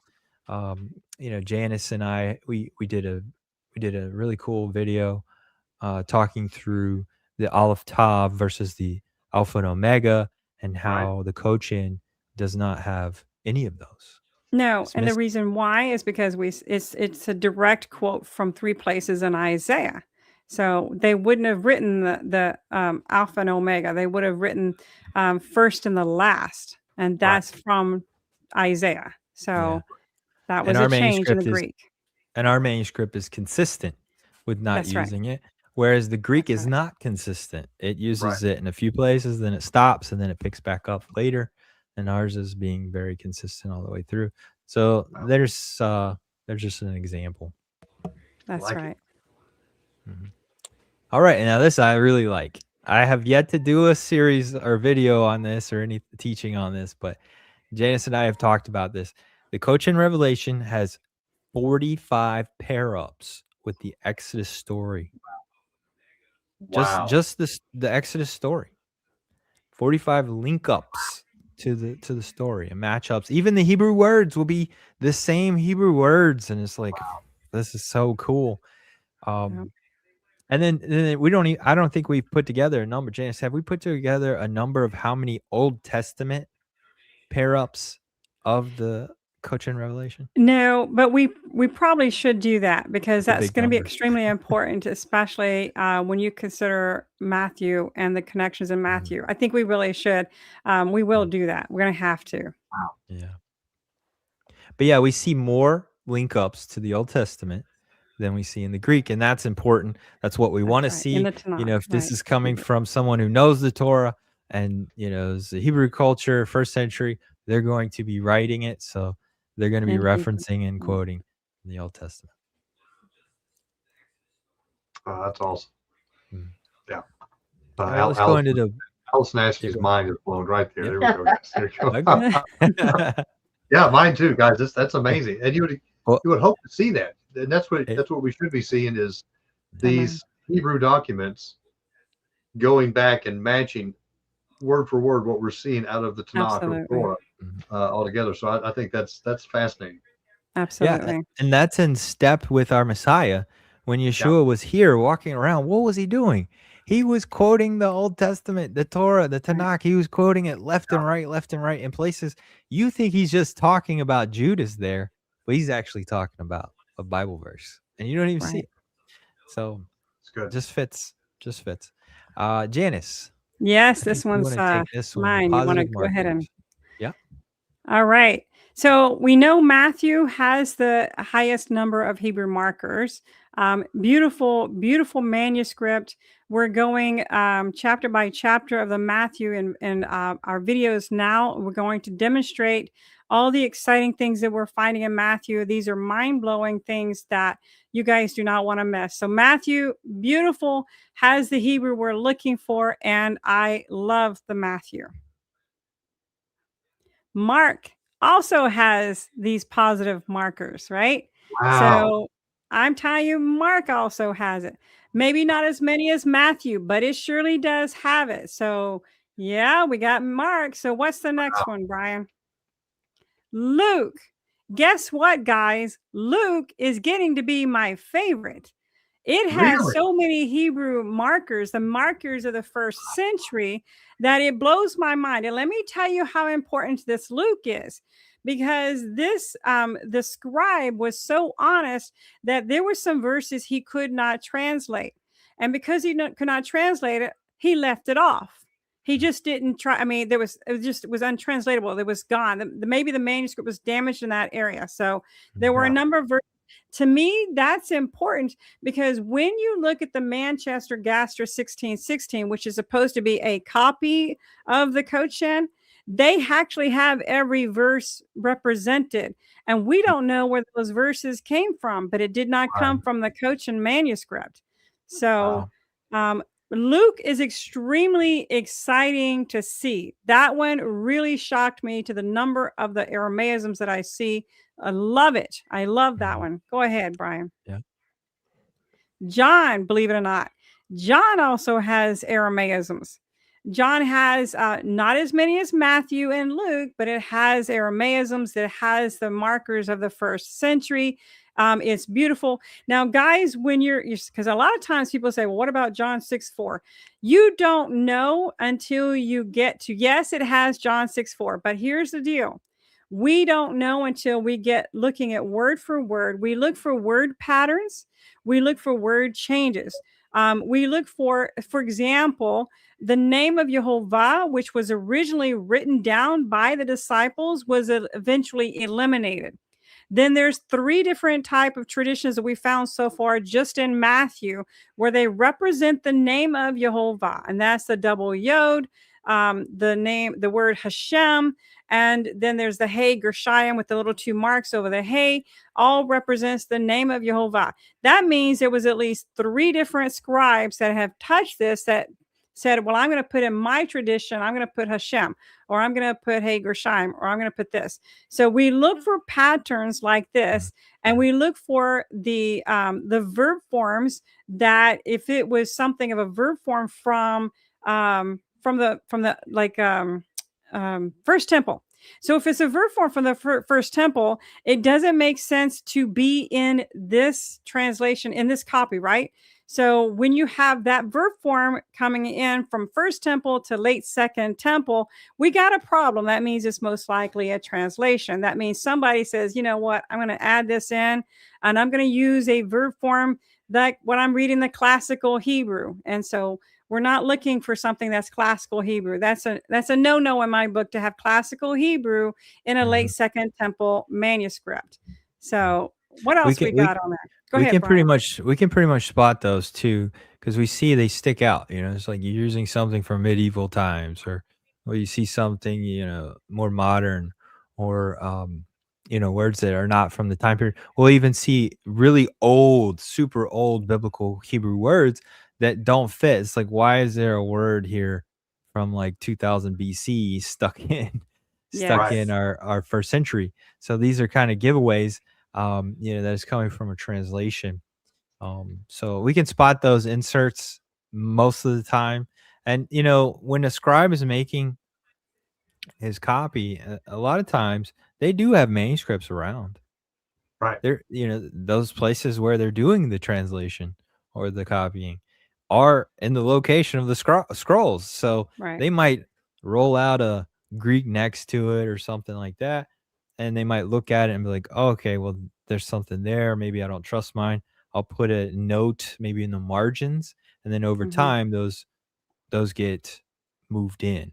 And we see that a lot with Greek manuscripts. We even have a lot of Greeks that have footnotes or even comments at the very end of the chapter that have somehow migrated right into the text and right there in the middle of the chapter. And like, what is this? Some copyist, some scribe decided to do some things. Right. Now, there's this discussion here going on about the Gospel of John, or the Revelation and the Revelation comments. So this is not the same author. This is not the same writers. And guys, let me tell you, this is also the same in the Greek, right? So the Gospel of John has a different writing style than the writer of Revelation, John. Okay. That the Gospel of John is written in third person, almost entirely third person type of outside of himself sort of thing. Whereas Revelation, this is where he does say he took me, and he includes this, the me, the pronouns are different. Now the Revelation, I have to tell you, is poor grammar, poor Hebrew grammar. But then you have Acts 4:13 that says that Peter and John were ignorant men. And whoever wrote Revelation truly was ignorant. I'm just telling you, the spelling was terrible. The grammar was terrible. And it was quite difficult to translate just because it's terrible to the grammar.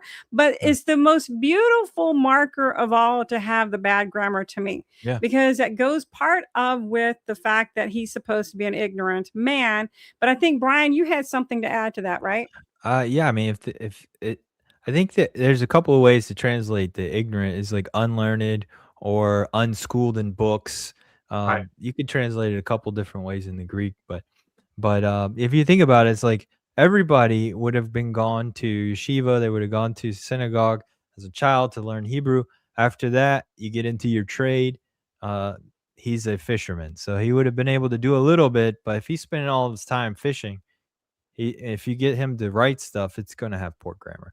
So that's actually are you guys saying that Revelation looks like it's, let's just say maybe on a 6th grade, 8th grade level.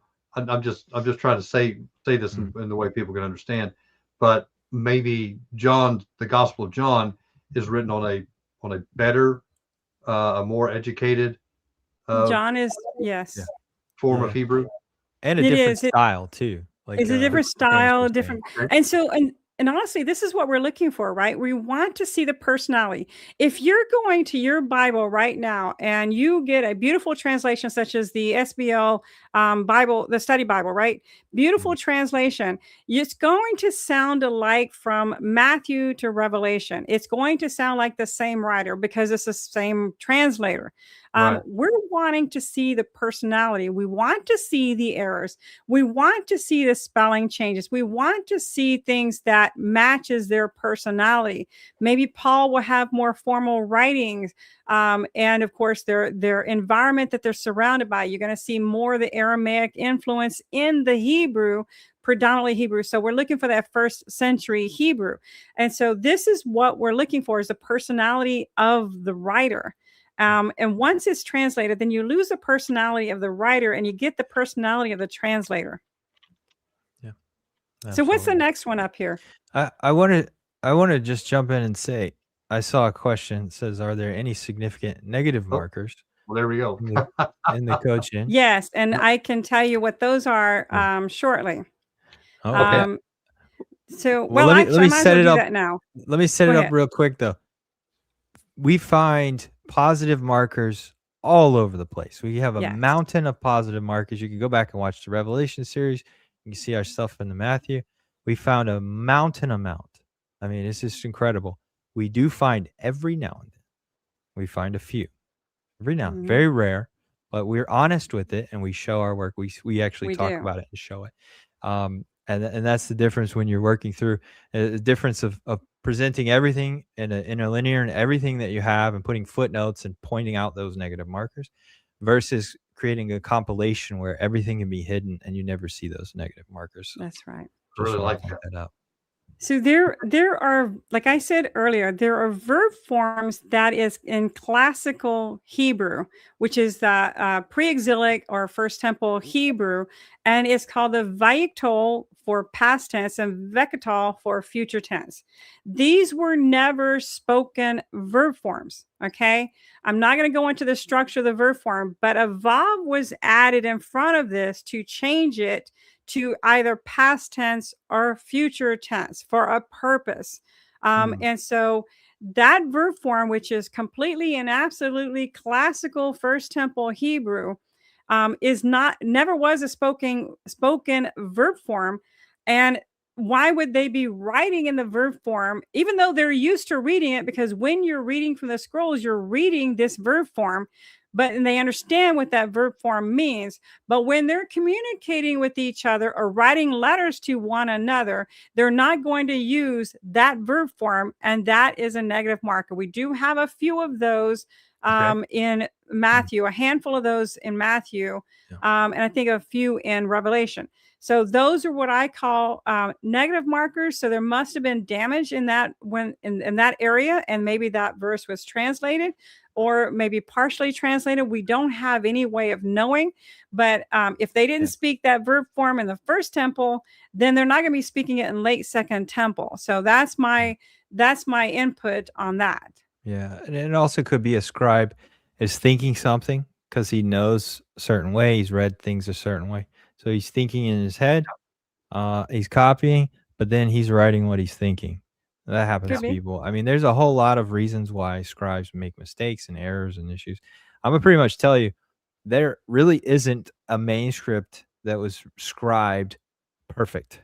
I mean, No, people I are agree with going that. back and cleaning it up and making edits. And if you zoom in with your little microscope, you can see, oh, they erased here and put another word. That's right. So like all over That's the place, this happens. Very common, very hard, and very difficult to do that kind of scribal work. That's right. So now we've got Revelation. We know Revelation. It has a lot of positive markers. It's a beautiful, beautiful writing.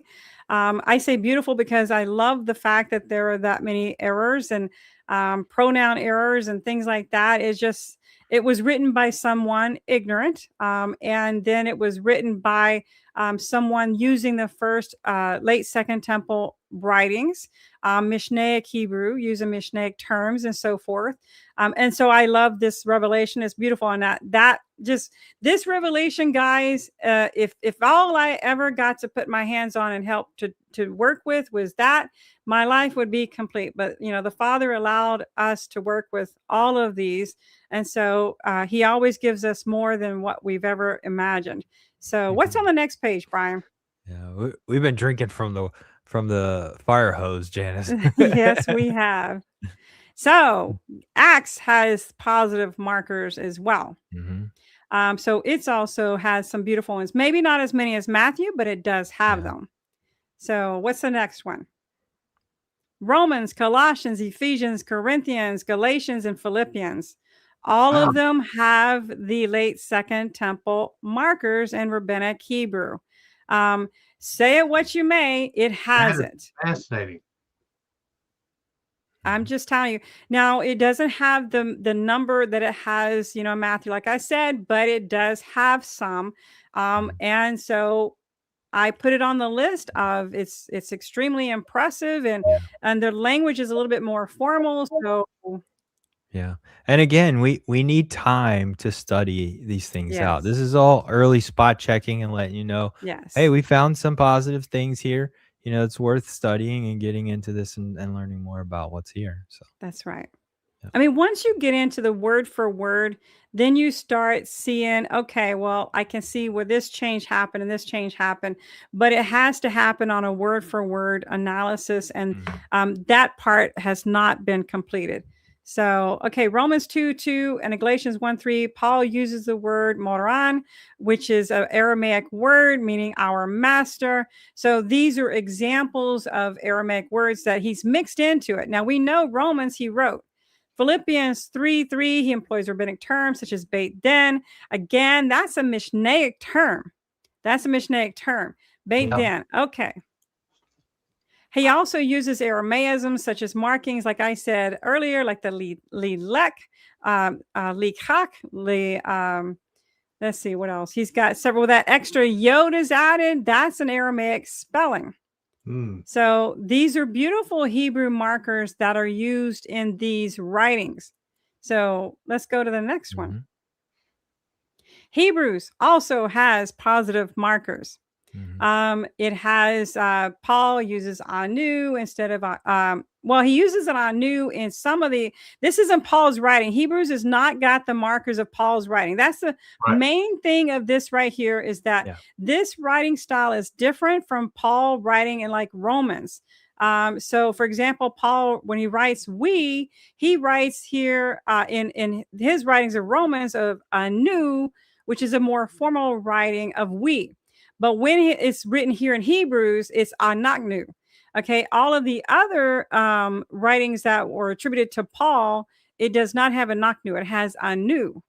And so you can see these differences. This Hebrews does not connect to Paul, but it does have Hebrew markers of the first century. Wow. Yeah. Wow. And I'll say even the Greek book of Hebrews points out that it is a Hebrew original. I mean, the language and the way it's being phrased, the culture, the depth of it. The Greek is usually flat, but there's so much detail being laid out in the Greek. It's like, I'm pretty sure this was originally Hebrew. I mean, it's titled Hebrews. Right. So the Greek, I think, gives itself away also. So it's really exciting to have this one in our hands. Yes. And I'm really excited to dig in to see how much matches, like what are the differences. Did the Greek lose anything? Did it gain more things? Are there inserts? So yeah. Okay, what's our next one? Okay, in Hebrews 6:6, the term hazarim is used. That's an Aramaic word meaning returning or one who is repenting to. And we use that as that like shuvah or shuv. That is what we use in Hebrew. But of course, they're using an Aramaic term. These are examples of these Aramaic words mixed in with all the Hebrew. So this is what we're looking for, are these words. First and Second Peter, although no grammatical Aramaisms, this is written with the rabbinic abbreviations such as the Zayin Membresh, the Zamar, and that's the power of God singing, guys. If you haven't seen that teaching, you got to go see that teaching. That's so cool. Yeah, so let's see. We got James. It has some Aramaism, some markers, such as Li 10, and we've got the word Zamar. So we've got a few things in the Yaakov that has a positive, at least a positive influence by the first century. Maybe not entirely from the original Hebrew, but it has positive influences. So now, what's the next page? Okay, these that do not smile politely upon us. These are the ones that do not have the first century markers. The Timothys, the Titus, the Philemon, and Jude. These do not have the markers of the first century. But what's our next statement here? Here's what we need to consider. First and Second Timothy and Titus, which are called the pastoral epistles, they are by scholars estimated to have been written about 100 years or century after Paul. Okay, some say after Paul, right?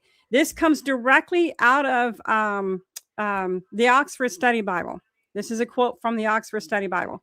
So this is estimated to be about a century behind Paul. Some say that maybe there was a school that was started under Paul, but I'm just telling you these. I was disappointed to see the Timothys and the Titus having absolutely no markers like the rest of the Pauline writings.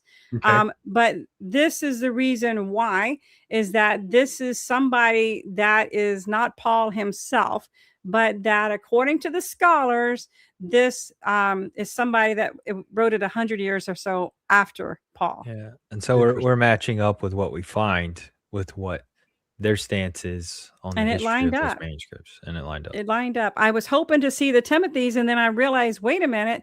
Then you look in the, not only look in the SBL Study Bible, look in the Oxford Study Bible, you get the introductions to these epistles, and you'll see that they say these were written about a century after Paul, not directly written by Paul. So therefore, it does not carry those attributes of Paul.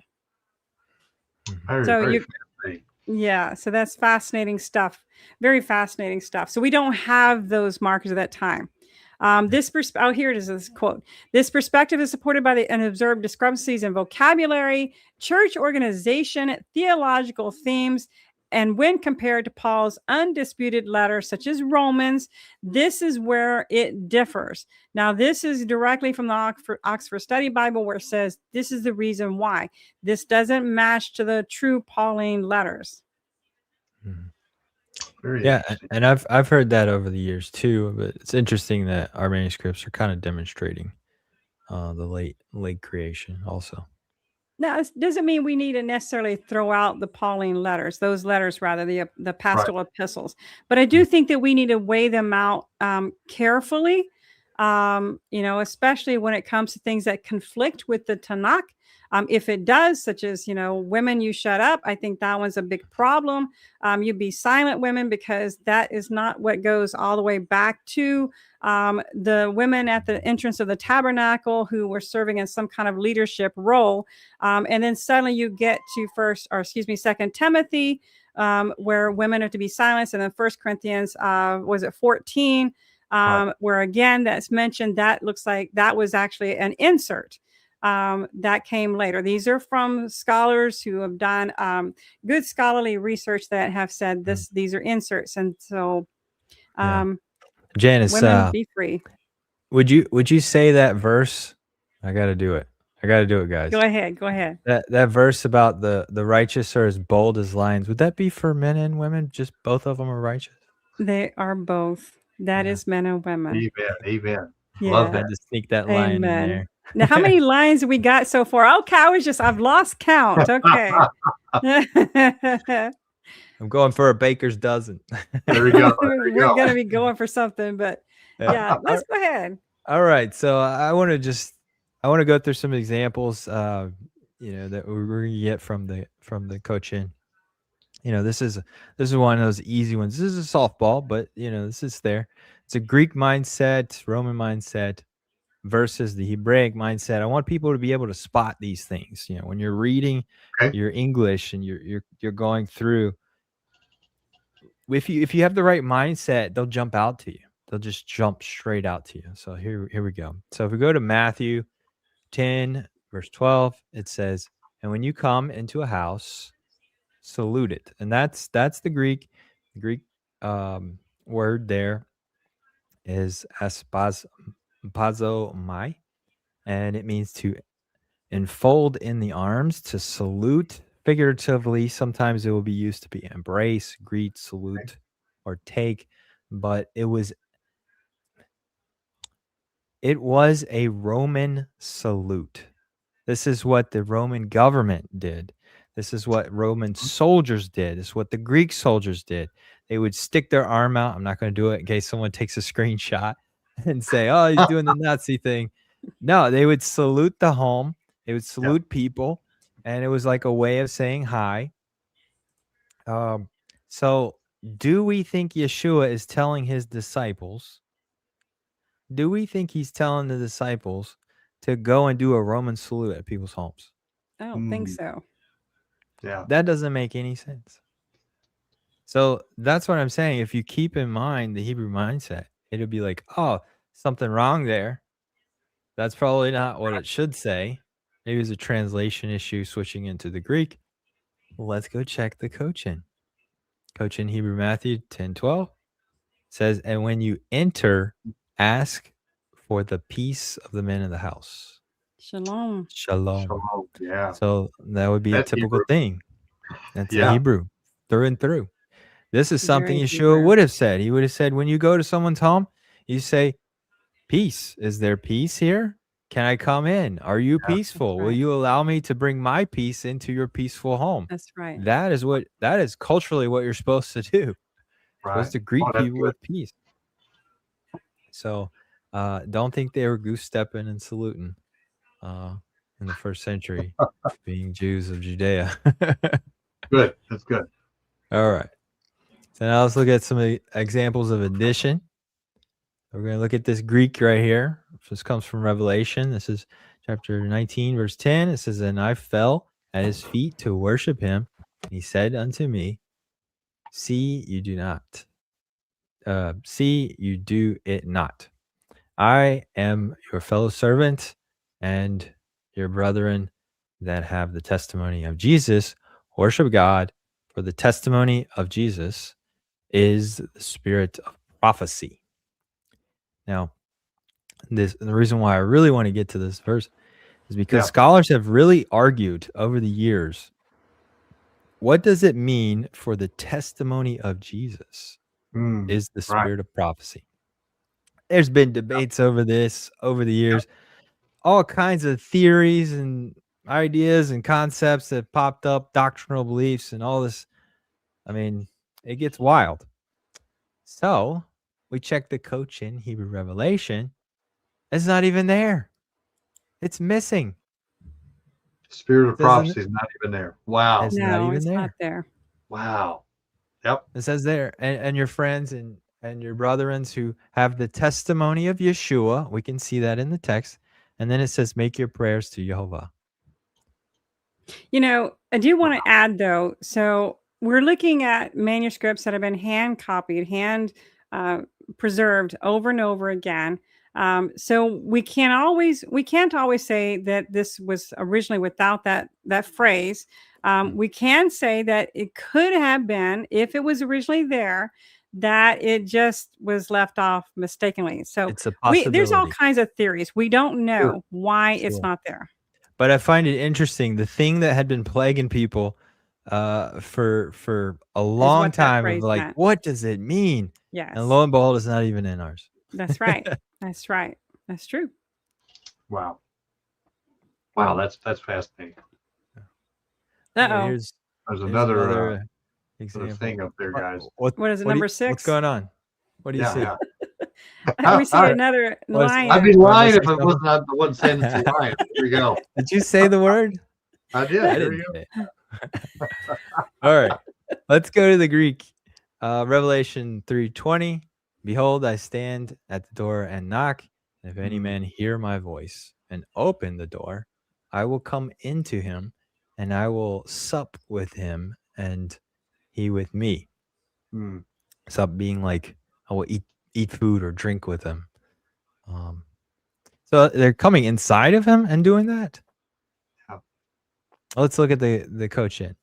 It says in Revelation 3:20, see, Wow. I am standing before the door knocking. If one hears my voice and opens the door, I will walk in. See how short and sweet that is? And we don't have this, I will come into him and I will sup with him and he with me. We don't have that in our text. Right.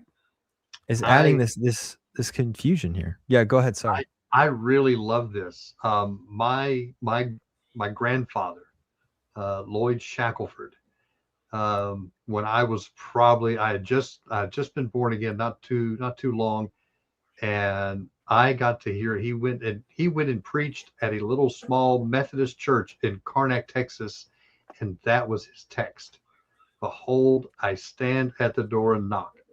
And then boy, that's powerful. And I love the difference that we see here, guys, with the Hebrew versus the Greek, and it just makes so much more sense. I really enjoy It this. does. I It does. that's what I'm saying. These verses, they get tighter and they get more powerful. Like he's sticking with the topic. Like, you knock on that door, I'm coming in. Answer it. That's good. I'm gonna answer and I'm gonna walk in. Love it. Yeah. Love it. That's a power statement right there. Amen. Amen. All right. Upholding the Torah. I mentioned that. Yeah. Let me see that. Let's go to Matthew 5:7. It says, this is the Sermon on the Mount. So this is actually this is that spot I said we haven't publicly displayed this yet. So this is the first time we're going to make history here on these next few. By the way, we have recorded. I'll just tease this. Janice and I have recorded. We've gone back to it verse by verse. Yeah. In the Matthew. In chapter 5. Yeah. For chapter 5. Big announcement. We had to on chapter 5. Just had to. We had because it's all high points. It's so many big. So much. We found so much in the Sermon on the Mount that we were just like, Janice, we have to go verse by verse. There's too much in this chapter, and we've had our minds blown so many times. Like, why not blow everybody else's mind? Right. Let's share the thing. So this is Matthew 5:7 is what we're talking about right here, right? Right. Okay. Wow. Yeah, and it says, "Blessed are the merciful, for they shall obtain mercy." And the Greek word is elimon, and it is merciful. That's what it means. Okay. So no real wiggle worm. That's the English. Now let's look at the Cochin. It says, "Blessed are those who love, for them I have compassion." So, wow, it's beautiful. Love, is the whole purpose of the Torah. Love God, love your neighbor. If you love God and love your neighbor, and you do all the things that the Torah says, you are being loving. You are acting in actions of love. And what happens when you are obedient to God? He blesses you and he has compassion on you. Wow. So this is linking back up with Torah. Bombshell, guys, right here. Oh my goodness. That's amazing. Yeah. Absolutely. That is really and good.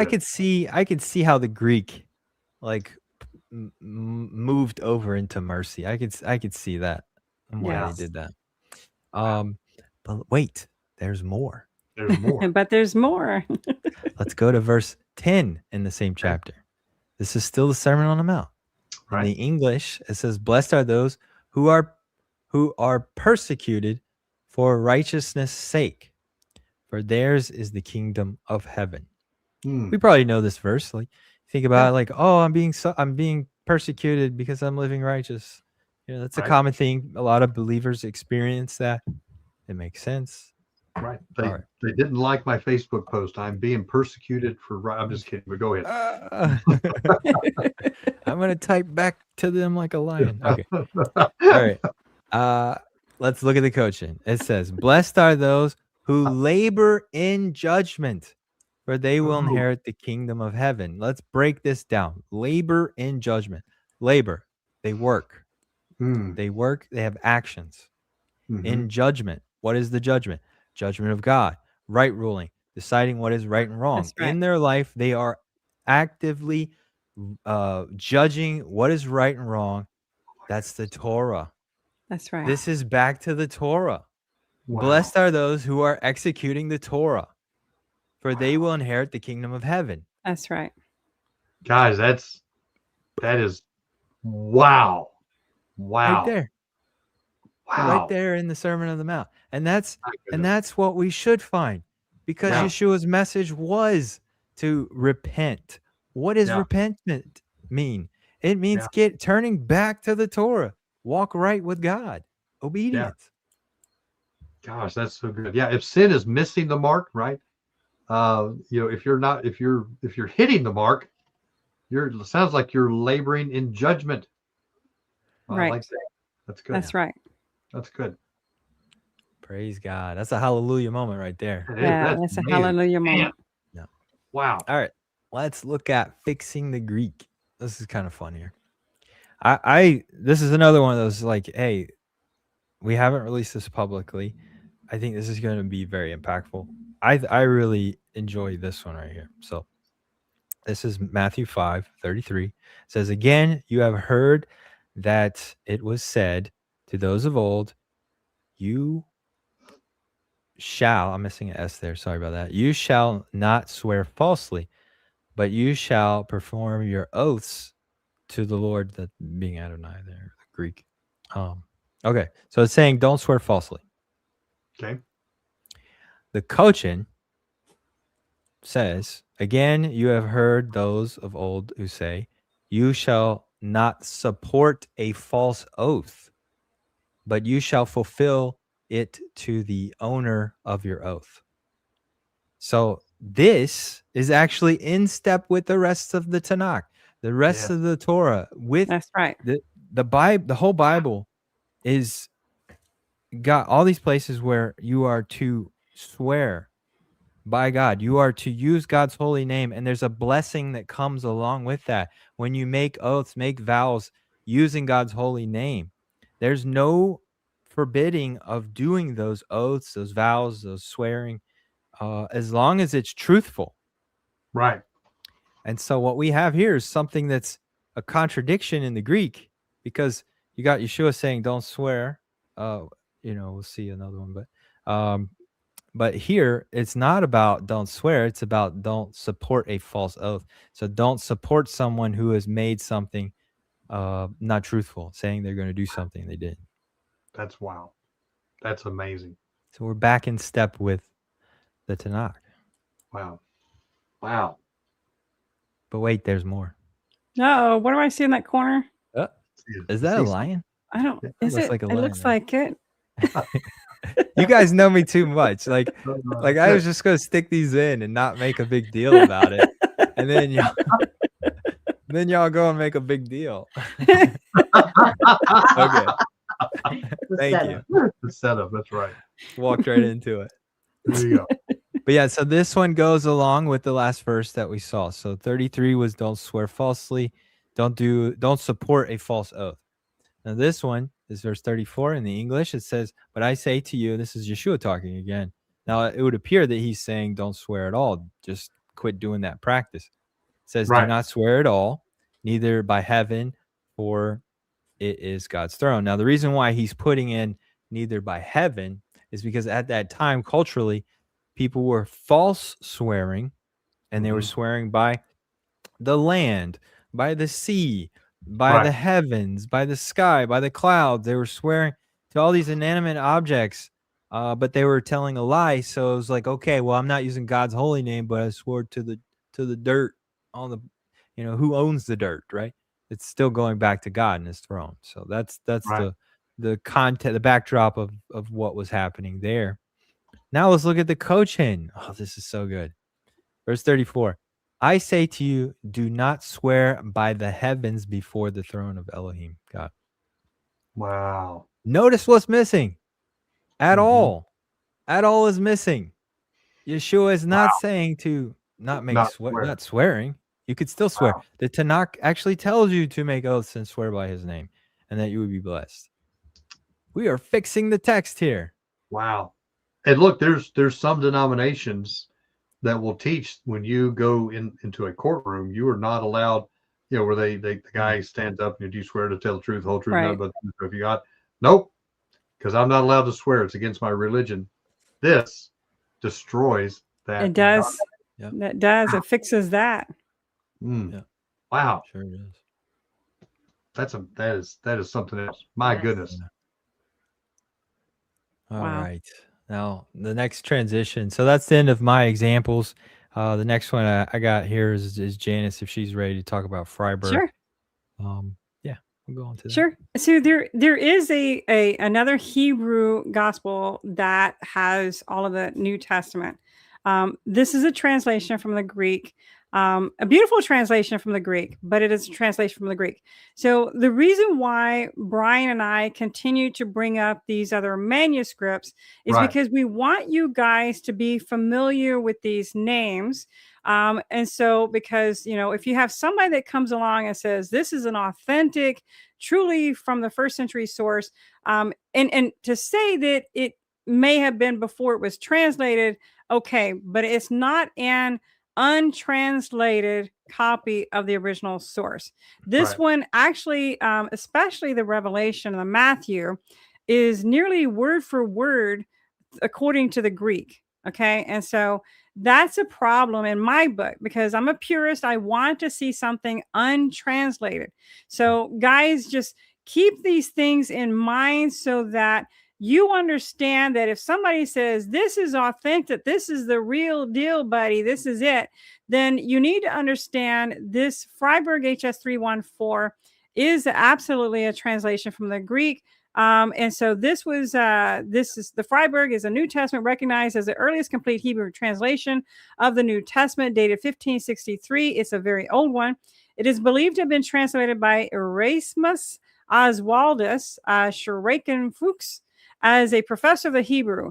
Schrecken-Fuchs likely created this manuscript for his private study. So this is the history of this manuscript, that he translated this to Hebrew from Greek for his own personal study time.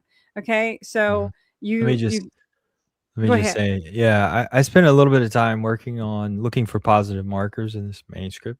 Yes. And I distinctly remember I made it to chapter 2, and just in chapter 1 and 2, I found 16 major negative markers that showed it was coming from a very modern source and that it was coming from Greek. And so, it continued on, but just in those 2 chapters, it was overwhelming. I think I maybe found one positive marker. So when you start to see things lump up, and one side, then you start to get a feel that it's not coming from an old source, and it's not coming from original Hebrew. So What Now- was the major Aramaic version that you guys would compare Revelation to? I remember going through your series, and it would always, I'm saying always, in my memory, be related back to the Greek. Yeah. So we had Murdoch and Crawford. Yeah. So originally I put Murdoch in there, and someone contacted me and says, shame on you. Everybody knows Murdoch is a translation from the Greek, and therefore you shouldn't have used that. So Bryan discussed it. Revelation chapter 7 video. From that point forward, we said, okay, if we're wrong, we're wrong. We will bring in the Crawford, because that's what he said was the Crawford is the most authentic Aramaic. It was the original Aramaic. So therefore, we brought the Crawford in. And during this, from chapter 7 all the way to chapter 22, we proved that not only the Murdoch is a translation from the Greek, so is Crawford. So we humbled ourselves. We said we will be glad to do that because we want to do an honest review over all of these so that you see what is at hand.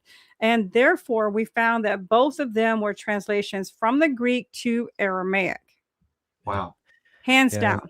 We checked it so much. You'll love this, that I still I'm ready to get a T-shirt for Janice. This is, but what does the Crawford But say? what does the Crawford say?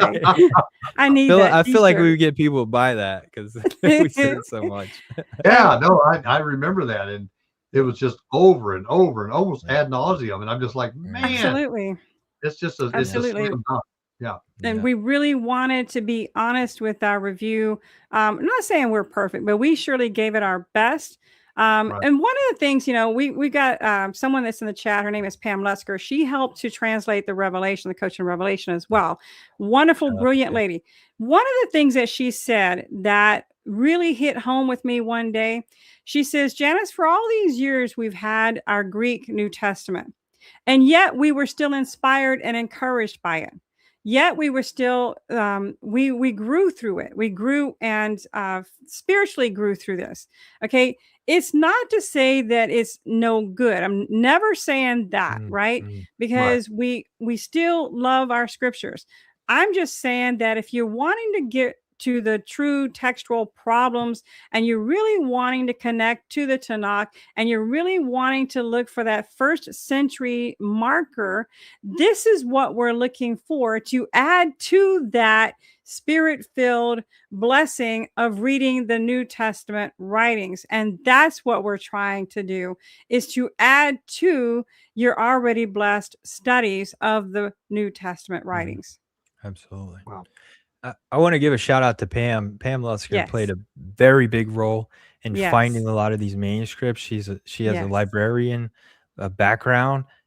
She is like a real, Brilliant lady. brilliant She found almost powerhouse, all of them, I important part think. of this process. Yeah. They're still finding more manuscripts. I'm sure they'll find more in the future, but she found right. an abundant amount. Shout out to Yes. Pam Lusker. Hat goes off to Absolutely. you. We love you, Thank for your Pam. work. Absolutely. All right. I So think we what's have on our one more next slide? Yeah. There we go. Okay, Yes, this is so what- and this is basically, you're just looking at the images, right? We want you to be familiar with the images, that when somebody puts up an image, you can identify them, right? So there's a reason for this. You guys need to be familiar with this. The one on the left, these are what we coined the term. And she's found 80 Hebrew manuscripts so far. This lady, I don't know, she's a gold mine digger of Hebrew manuscripts. Brilliant lady. Phenomenal. I don't know how she finds them all, but she's the one that finds them all, every single one of them. If anybody has them, I'm sure she's already found it a long time ago. So, nevertheless, so the left one, that's what we call the Cochin, but that's the Cambridge manuscripts on the left. Okay.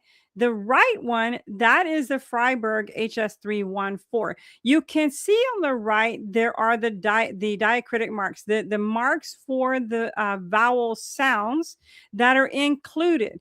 Why is this important? So from the 7th to the 9th century, CE, AD, guys, this side of the century, right? These diacritic marks were created by the Masoretes so that we would be able to pronounce these words. Now, the Freiburg has these already included. So why is that important? If somebody were to use the Freiburg as a reference, this is what the Hebrew would look like with all the little marks and everything in it, and they would show that. The Cambridge does not show the diacritic marks at all. So this is extremely important that you be familiar with this. Why is the Freiburg a problem to me personally is because it's already been essentially translated or interpreted. It's been interpreted to mean something. So they can actually change a few vowel points to say, he didn't really mean such and such. He meant this. So I'm going to add the sounds of the verb. And yet the spelling of the verb doesn't change. Just the sound of the verb changes, which changes the meaning of the verse. I'm not a fan of any manuscript that adds the diacritic marks for me, not in the New Testament, because I just don't think that it would. I like to strip them and then translate it and then see what they say according to the diacritic marks. But these marks were not created until the 7th to the 9th century CE, guys. So this is fairly new to add those marks on there. Yeah, that's fascinating. We had Dr. Al Garza on talking about Psalms 110, I believe, with the idea that David said, "My Lord," says to my Lord, and it's he brings out that in the original Hebrew, when they would have wrote it down, it would have just been the consonants, and you would not have known if they were saying Adonai, Right. whether they're saying Adoni, and I'm thinking maybe even Adon, but so interesting enough, when you start getting the vowel pointers on there, you are making an interpretation of That's what right. the author was trying to convey. That's So that's exactly right. fascinating. That's exactly right. You now made an interpretation. This is what he says. And this is what I'm going to say that he says, because you'd be amazed at a few little marks of what it would do and how it changes the meaning of that verse, period. It's just amazing the changes that will happen. So anyway, what's the next one, Brian? Oh, that's the end of our slides. No way. Did we reach the end? We did reach the end. How did we do that? That's Oh, the I end love of it. that.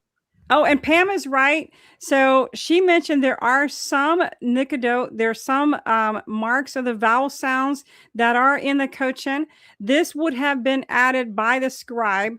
And that means that he wanted us to know how you actually said this word.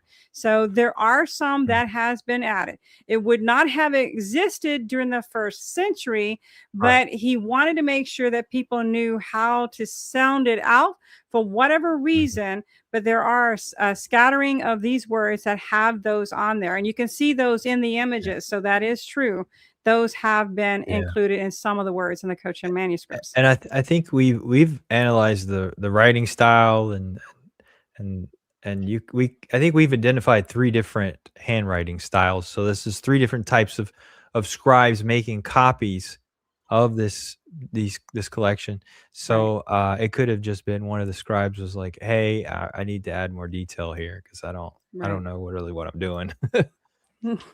Wow. I'm fascinated by all of these things that you guys are bringing out. It is amazing research. It's amazing to look at these things. I'm going to have to go back and watch this again, guys, because you didn't tell me what you guys were going to drop on us tonight. I want to go back and just dive into this. This is phenomenal stuff. Do you feel like you got punched with some Oh, information? he's got to get that last lion in. Oh my goodness! You've been rocked. Do you think you've been rocked? Seeing wondering, stars. I'm just wondering, did we get anybody voting? I'm just kidding on the amount of lions.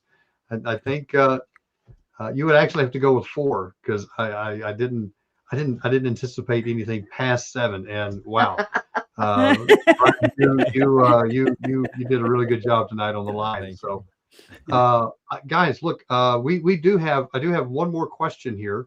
If you guys have some questions, pop them in now because I've been. Pour 'em in. This is from Amanda, going back to Revelation and John. If not John, son of Zebedee, is the author of Revelation. John, the presbyter, the elder, referenced by Papias, or John Mark, in which case Mark's gospel should look similar to Revelation. So, what are y'all's thoughts on that? Ooh. So Mark's gospel, we haven't really done an analysis other than the fact that I have scanned through it, looked for the Mishnaic Hebrew and Aramaisms. And like I said, it does have that. And so as far as the Cambridge manuscript, I haven't witnessed anything as far as any comparisons that I could make to Revelation, but it's a quick scan, guys. This is a long, hard, difficult journey to do this work. We're doing this on our spare time, and I know we're not going to have all the answers to your questions, but we surely are giving it our best to get this out to you so that it's a free of charge. But I don't think I can answer that. What do you think, Brian? Do you have any input? I would say, hey, it's something to consider and something for us to be looking for. Absolutely. To do our comparison. We'll add that to our list. Thank you so much for pointing that out. Absolutely. Again, going back to what Janice said, it's an incredible amount of work. We've been working on this over 2 years now. Wouldn't you say, Janice? That's definitely over 2 years. It's over 2 years. And we're still chugging along. And we're doing this for free. Just, we're going to keep doing it for free because we're on a mission for God. This is the people's manuscript that everybody should see. But with that being said, we don't charge anything. We don't beg for money, but if you want to make a donation, you can go to Project Truth Ministries. Oh, you can make a donation there. Greatly appreciate anything that comes in, even if it's like 10 cent. We're This happy. is good. This is So good yeah, soil, guys. If you want to, yeah. sow into some good soil, look, I Mm. I back up what I talk about. This is a good ministry to sow into, and I greatly appreciate what you guys have done, and I would highly encourage people, if you're looking for a place to sow, definitely do that. I actually agree kind of here with Pam, Mhm. Yes, that this may have been written by Lazarus. That's kind of my yes, Because he was also beloved of yeah, Yeshua. yeah. Hmm. yes. So Yeah, yeah, that is an Absolutely. excellent point. There's a book on that. yeah, I forget the name of it, but basically walks you through a trial like case of analyzing on whether or not the Gospel of John was written by John or yeah. possibly Lazarus. And wow, there's way more there than you think is going to be there. That's right. So yeah. We do have another question, guys. Do you have any thoughts? I'm not even going to try to pronounce that name on the Asamian manuscript. Apparently, it's a 78 AD Aramaic compilation of the Gospels, Is it Asmani? held and approved by the Vatican, but later tried to make it look like a forgery. Have you guys heard of this one? No, and I haven't looked at that. My goal is to personally look at things that are both Hebrew and Aramaic. Like I said, I haven't gone strictly to any Aramaic manuscript. We have a great deal of evidence that now this would have been written during the first century. There would have been a mixture of the two. Now, in time, maybe we'll go. My hope and prayer is that what we're doing is that anybody doing this type of project will actually publish the pure translation with the transcription and even with the images. If you go and get permission from that university and get the images, that would be the most perfect. Get that, put it in an interlinear table so that we can all do our own analysis, whether we're scholars or whether we're lay people and we just want to learn our alphabet and we want to do our own comparison. There are people right now that now have learned how to read the Cochin manuscript because we published the images. Thanks to God bless Cambridge University. We love you guys. Thank you for allowing us to share the images. But that is extremely important that people say, I can read the letters now with a Cochin manuscript, because we need to have that skill set to be able to identify that. And I challenge you guys to do that. I challenge you to learn how to read it, read the letters, recognize the letters. The Manchester Gaster 1616 is a very easy one to start off with. You can look at that one and learn from that one. That's usually a very basic one to start with because it's beautiful block letters. But the Cochin is a little bit more difficult to read, but it's a lot of fun once you get the hang of it. I just want to bring this up, guys. You can go to their website, the projecttruth.org. You can download this. This is chapter 1 of the Scroll of Mysteries, and I love this is what you're talking about. You actually publish the entire chapter. You see it, and then as you go down, you translate it right here. You put it into a block form so you can see it a little bit easier. So that's fascinating because, gosh, guys, I mean, look, that's tough. That takes time just by itself. That's right. And then you're putting it in the block form. You're doing a translation, which this verse doesn't even exist anywhere. This Right. is right. And you have the scriptures here for your Greek. You have an Aramaic source. Of course, we don't have this because it's not, this verse isn't here. But I tell you, the Go a little further level down. of work that you guys have done is Yes. just phenomenal.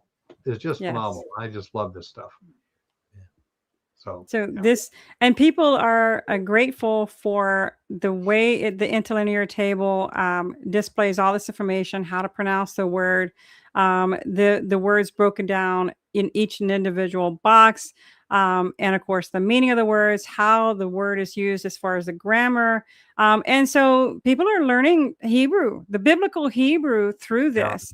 And with the videos that we're doing, we're also teaching what is important, what is a marker, what is not a marker. And I think that's really what people appreciate is now they can put what they're reading here in the paper on to what we're saying on the video, and you connect the two together. This is for those that are truly going to be scholarly and do your study. Be a Berean and study with intent.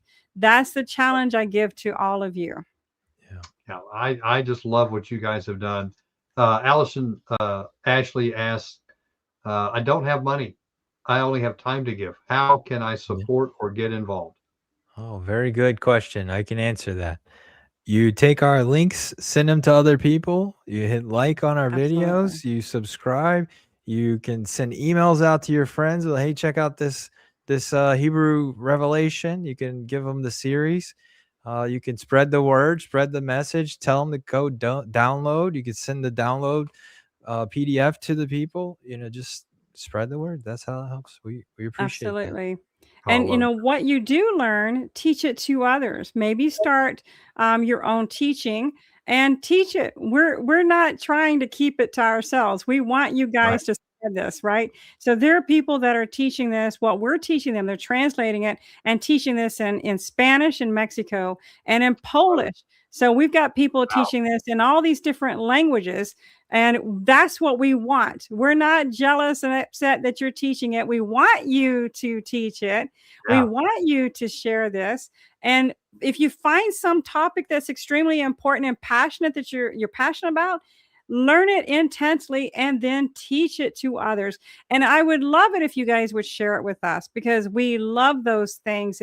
It's wind beneath our wings. Oh, I love it. I love it. Well, guys, listen, you have been fabulous tonight. I'm so honored to have both you guys on at the same time. I usually just get one of you, and this is just like in the candy store right now. I am just loving this, and I have a list a mile long about verses that I want to know about, and every once in a while I'm like, I wonder if they're doing anything, and I'll shoot Janice a message, or I'll shoot Bryan a message, and you guys are so great to me. I love you. Thank you so much, because you will always you'll take time, or you'll say I don't have time, and it is so refreshing to be able to talk to people that actually are looking and handling these manuscripts. Oh yes, and able to give you a real answer, not a politically correct one. Right. Hey, look, you made me mad. Look, I'm a spirit-filled guy.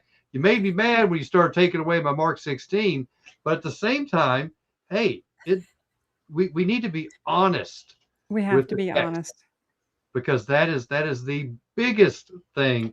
We want to be truthful. We are the remnant, That's and right. we should be striving. We're not going to know everything. We're not going to have it all figured out. But by golly, I want to be able to strain, like Paul says, pushing in, straining towards that prize. That's right. And I think that's what this is about, guys. I love you both, and I'm so honored to have y'all to bring you in my life. Yeah, and it's been a huge blessing for us. We consider you guys dear friends of the Project Truth Ministry team. And I'm glad that Father did a miracle and tied your hands up, Jeff, and forced you to listen to our videos. By the way, I've been curious to ask, what chapter was it that you started off with when you heard us speaking? Chapter 3. Chapter 3. Okay. Chapter 3. Yeah. I was in chapter 3, and I was painting this. It was about a 25-foot ceiling, and I had my extension ladder leaned all the way up. I mean, as far as I could go inside this guy's house. And I was stretching way out, trying to paint this little spot that I couldn't get my ladder to because he had windows, and it would crush through the windows. And I'm straining everything I had, and my podcast stopped, and it went on to this weird Project Truth Ministries thing, talking about cocaine, or I don't know, some kind of stuff, and I didn't know what was going on. And I just fell in love with you both. And I'm like, I've got to get in touch with you guys. I felt a fire burning by the Holy Spirit on the inside. And I said, I've got to help get this word out. Well, we think that this was truly a God thing, that he brought us all together. Yeah. There's no doubt about that. We know that to be true. So you guys are a great blessing to us. And actually, Bryan, it's kind of fun to have you on with me on on the Oh Way yeah. Remnant, right? What the heck? Yeah, this was fun. It was a So little tag team, like back and forth. I really yeah, enjoyed this. Yeah. yeah. like I it. give you all the hard Yeah. questions. We gotta slip some lines in Janice's slides next time. Oh, Yeah, we'll do yeah. it. We'll do it. I may just make a watermark that just randomly appears Ah. with a lion. There we There we Yeah, go. go. did we Oh, get the that'd be numbers great. on those lions? What's the poll Uh, on that? The poll. Well, I didn't have the answers correctly because I didn't know how many he was going to do. Yeah. But we definitely passed poll, 7.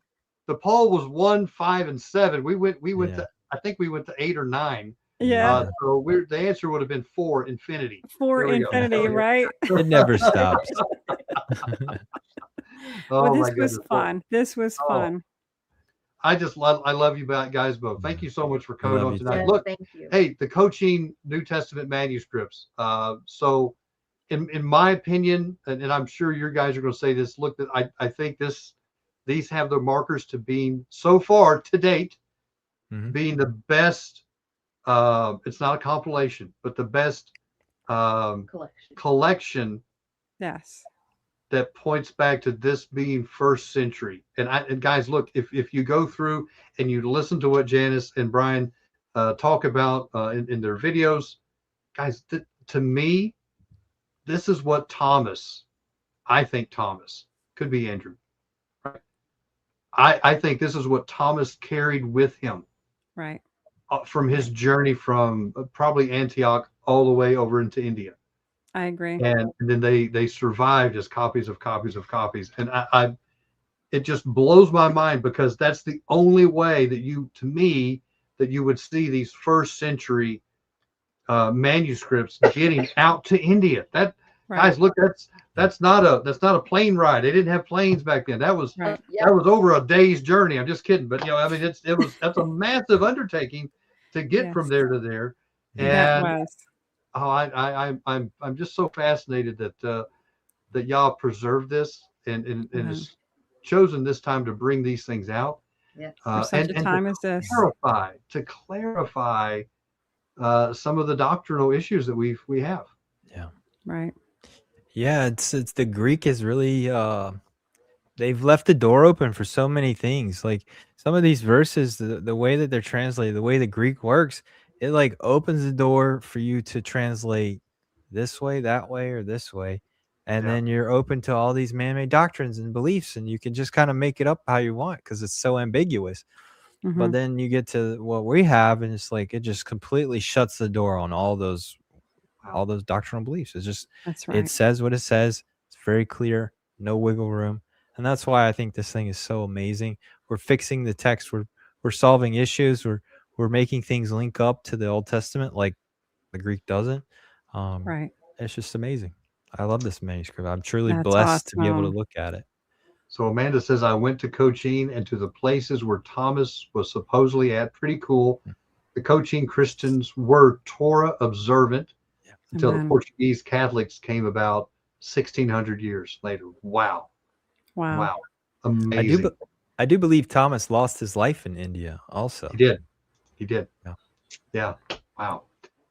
Guys, listen, do you guys have any other final words for our folks tonight? I do want to tell them, look, if you haven't gone over to Janice's YouTube channel, youtube.com at Janice F Baca _translator. The F stands for fabulous.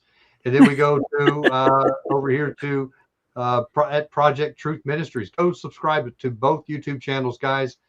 You will not be disappointed. So amazing stuff. Do you guys have any final things you want to talk about? Yeah, on my channel, I'm going to start teaching biblical Hebrew through the scriptures.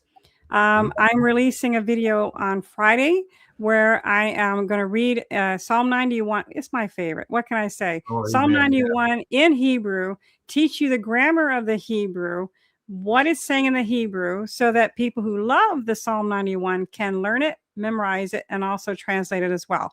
I'm going to do that with a number of verses as well, randomly throughout the time. And so, guys, One of the things I think that Bryan and I will be announcing officially on this Sunday is that I will be leaving Lamb Network. Not because I do adore them. I love them. It's because we've got this big project that's starting that we're going to be announcing all this stuff. I've got to dedicate myself to finishing and completing Matthew. And that's the reason why, but I will continue to publish videos on my personal channel about teaching Hebrew through the Tanakh. And so this is the reason why I'm getting thin, guys. That's where I'm at. Yep. I'm thin. I've got so much work to do and so little time to do it. And that's the reason why I'm having to do that. But I still love those, our dear friends there at the Lamb Network, but that's our next steps. Got to get Matthew completed, got to get it out, and got to get it out fast. Yeah. More and more historical bombshell things are coming. Big things are coming from Project Truth Ministries. You're not going to be disappointed. Stay with us, subscribe, and spread the word. We are going to do some amazing discovery series that we're doing right now in Matthew. We say we're going to do bombshells. We're switching to verse by verse in chapter 5. There's just so much there. Look for that video to come out. I'm telling you, I think I counted, Janice, what was it, 18 or 19 major bombshells in this I've lost Matthew count, 5? Bryan. I don't remember, but there was quite a few. It's going to be big time. You're going to love it. Like what you saw. We saw some tonight. We saw, 4 from tonight from chapter 5. They were really big ones.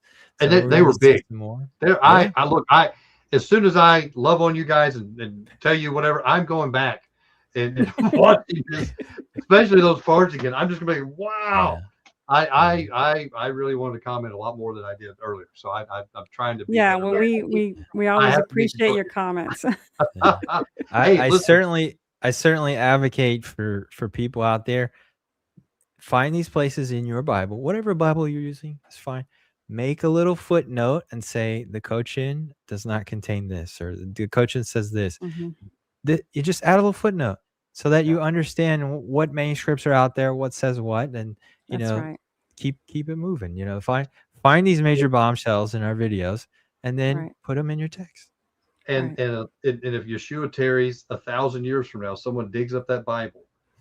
And that's right. Wow, that little marginal note may make it into that's right. There we go. And then you're passing it down to your children, and then it goes to your grandchildren. That's huge. I love that. Amen. That's good. That's good.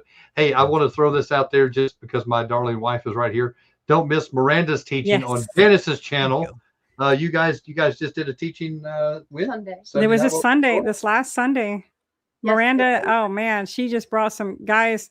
Miranda brings some stuff that just the Holy Spirit's all over her. So you guys need to watch that last video that we did together. And I love having Miranda on because she really comes with some real stuff. Gotta love her. Much fun. Thank you, Janice, and thank you, Karen. Yeah, so this has been so good. All right, guys. Well, hey, look, normally we pull everybody off and all this stuff. I'm going to close out the program. You guys don't go anywhere. We love you guys. Thank you, guys. Make sure you like and subscribe to all the channels. My goodness, we're 1, 2, 3, 4, 5, 6, 7 places I think tonight that we're streaming to. So super excited to have everybody.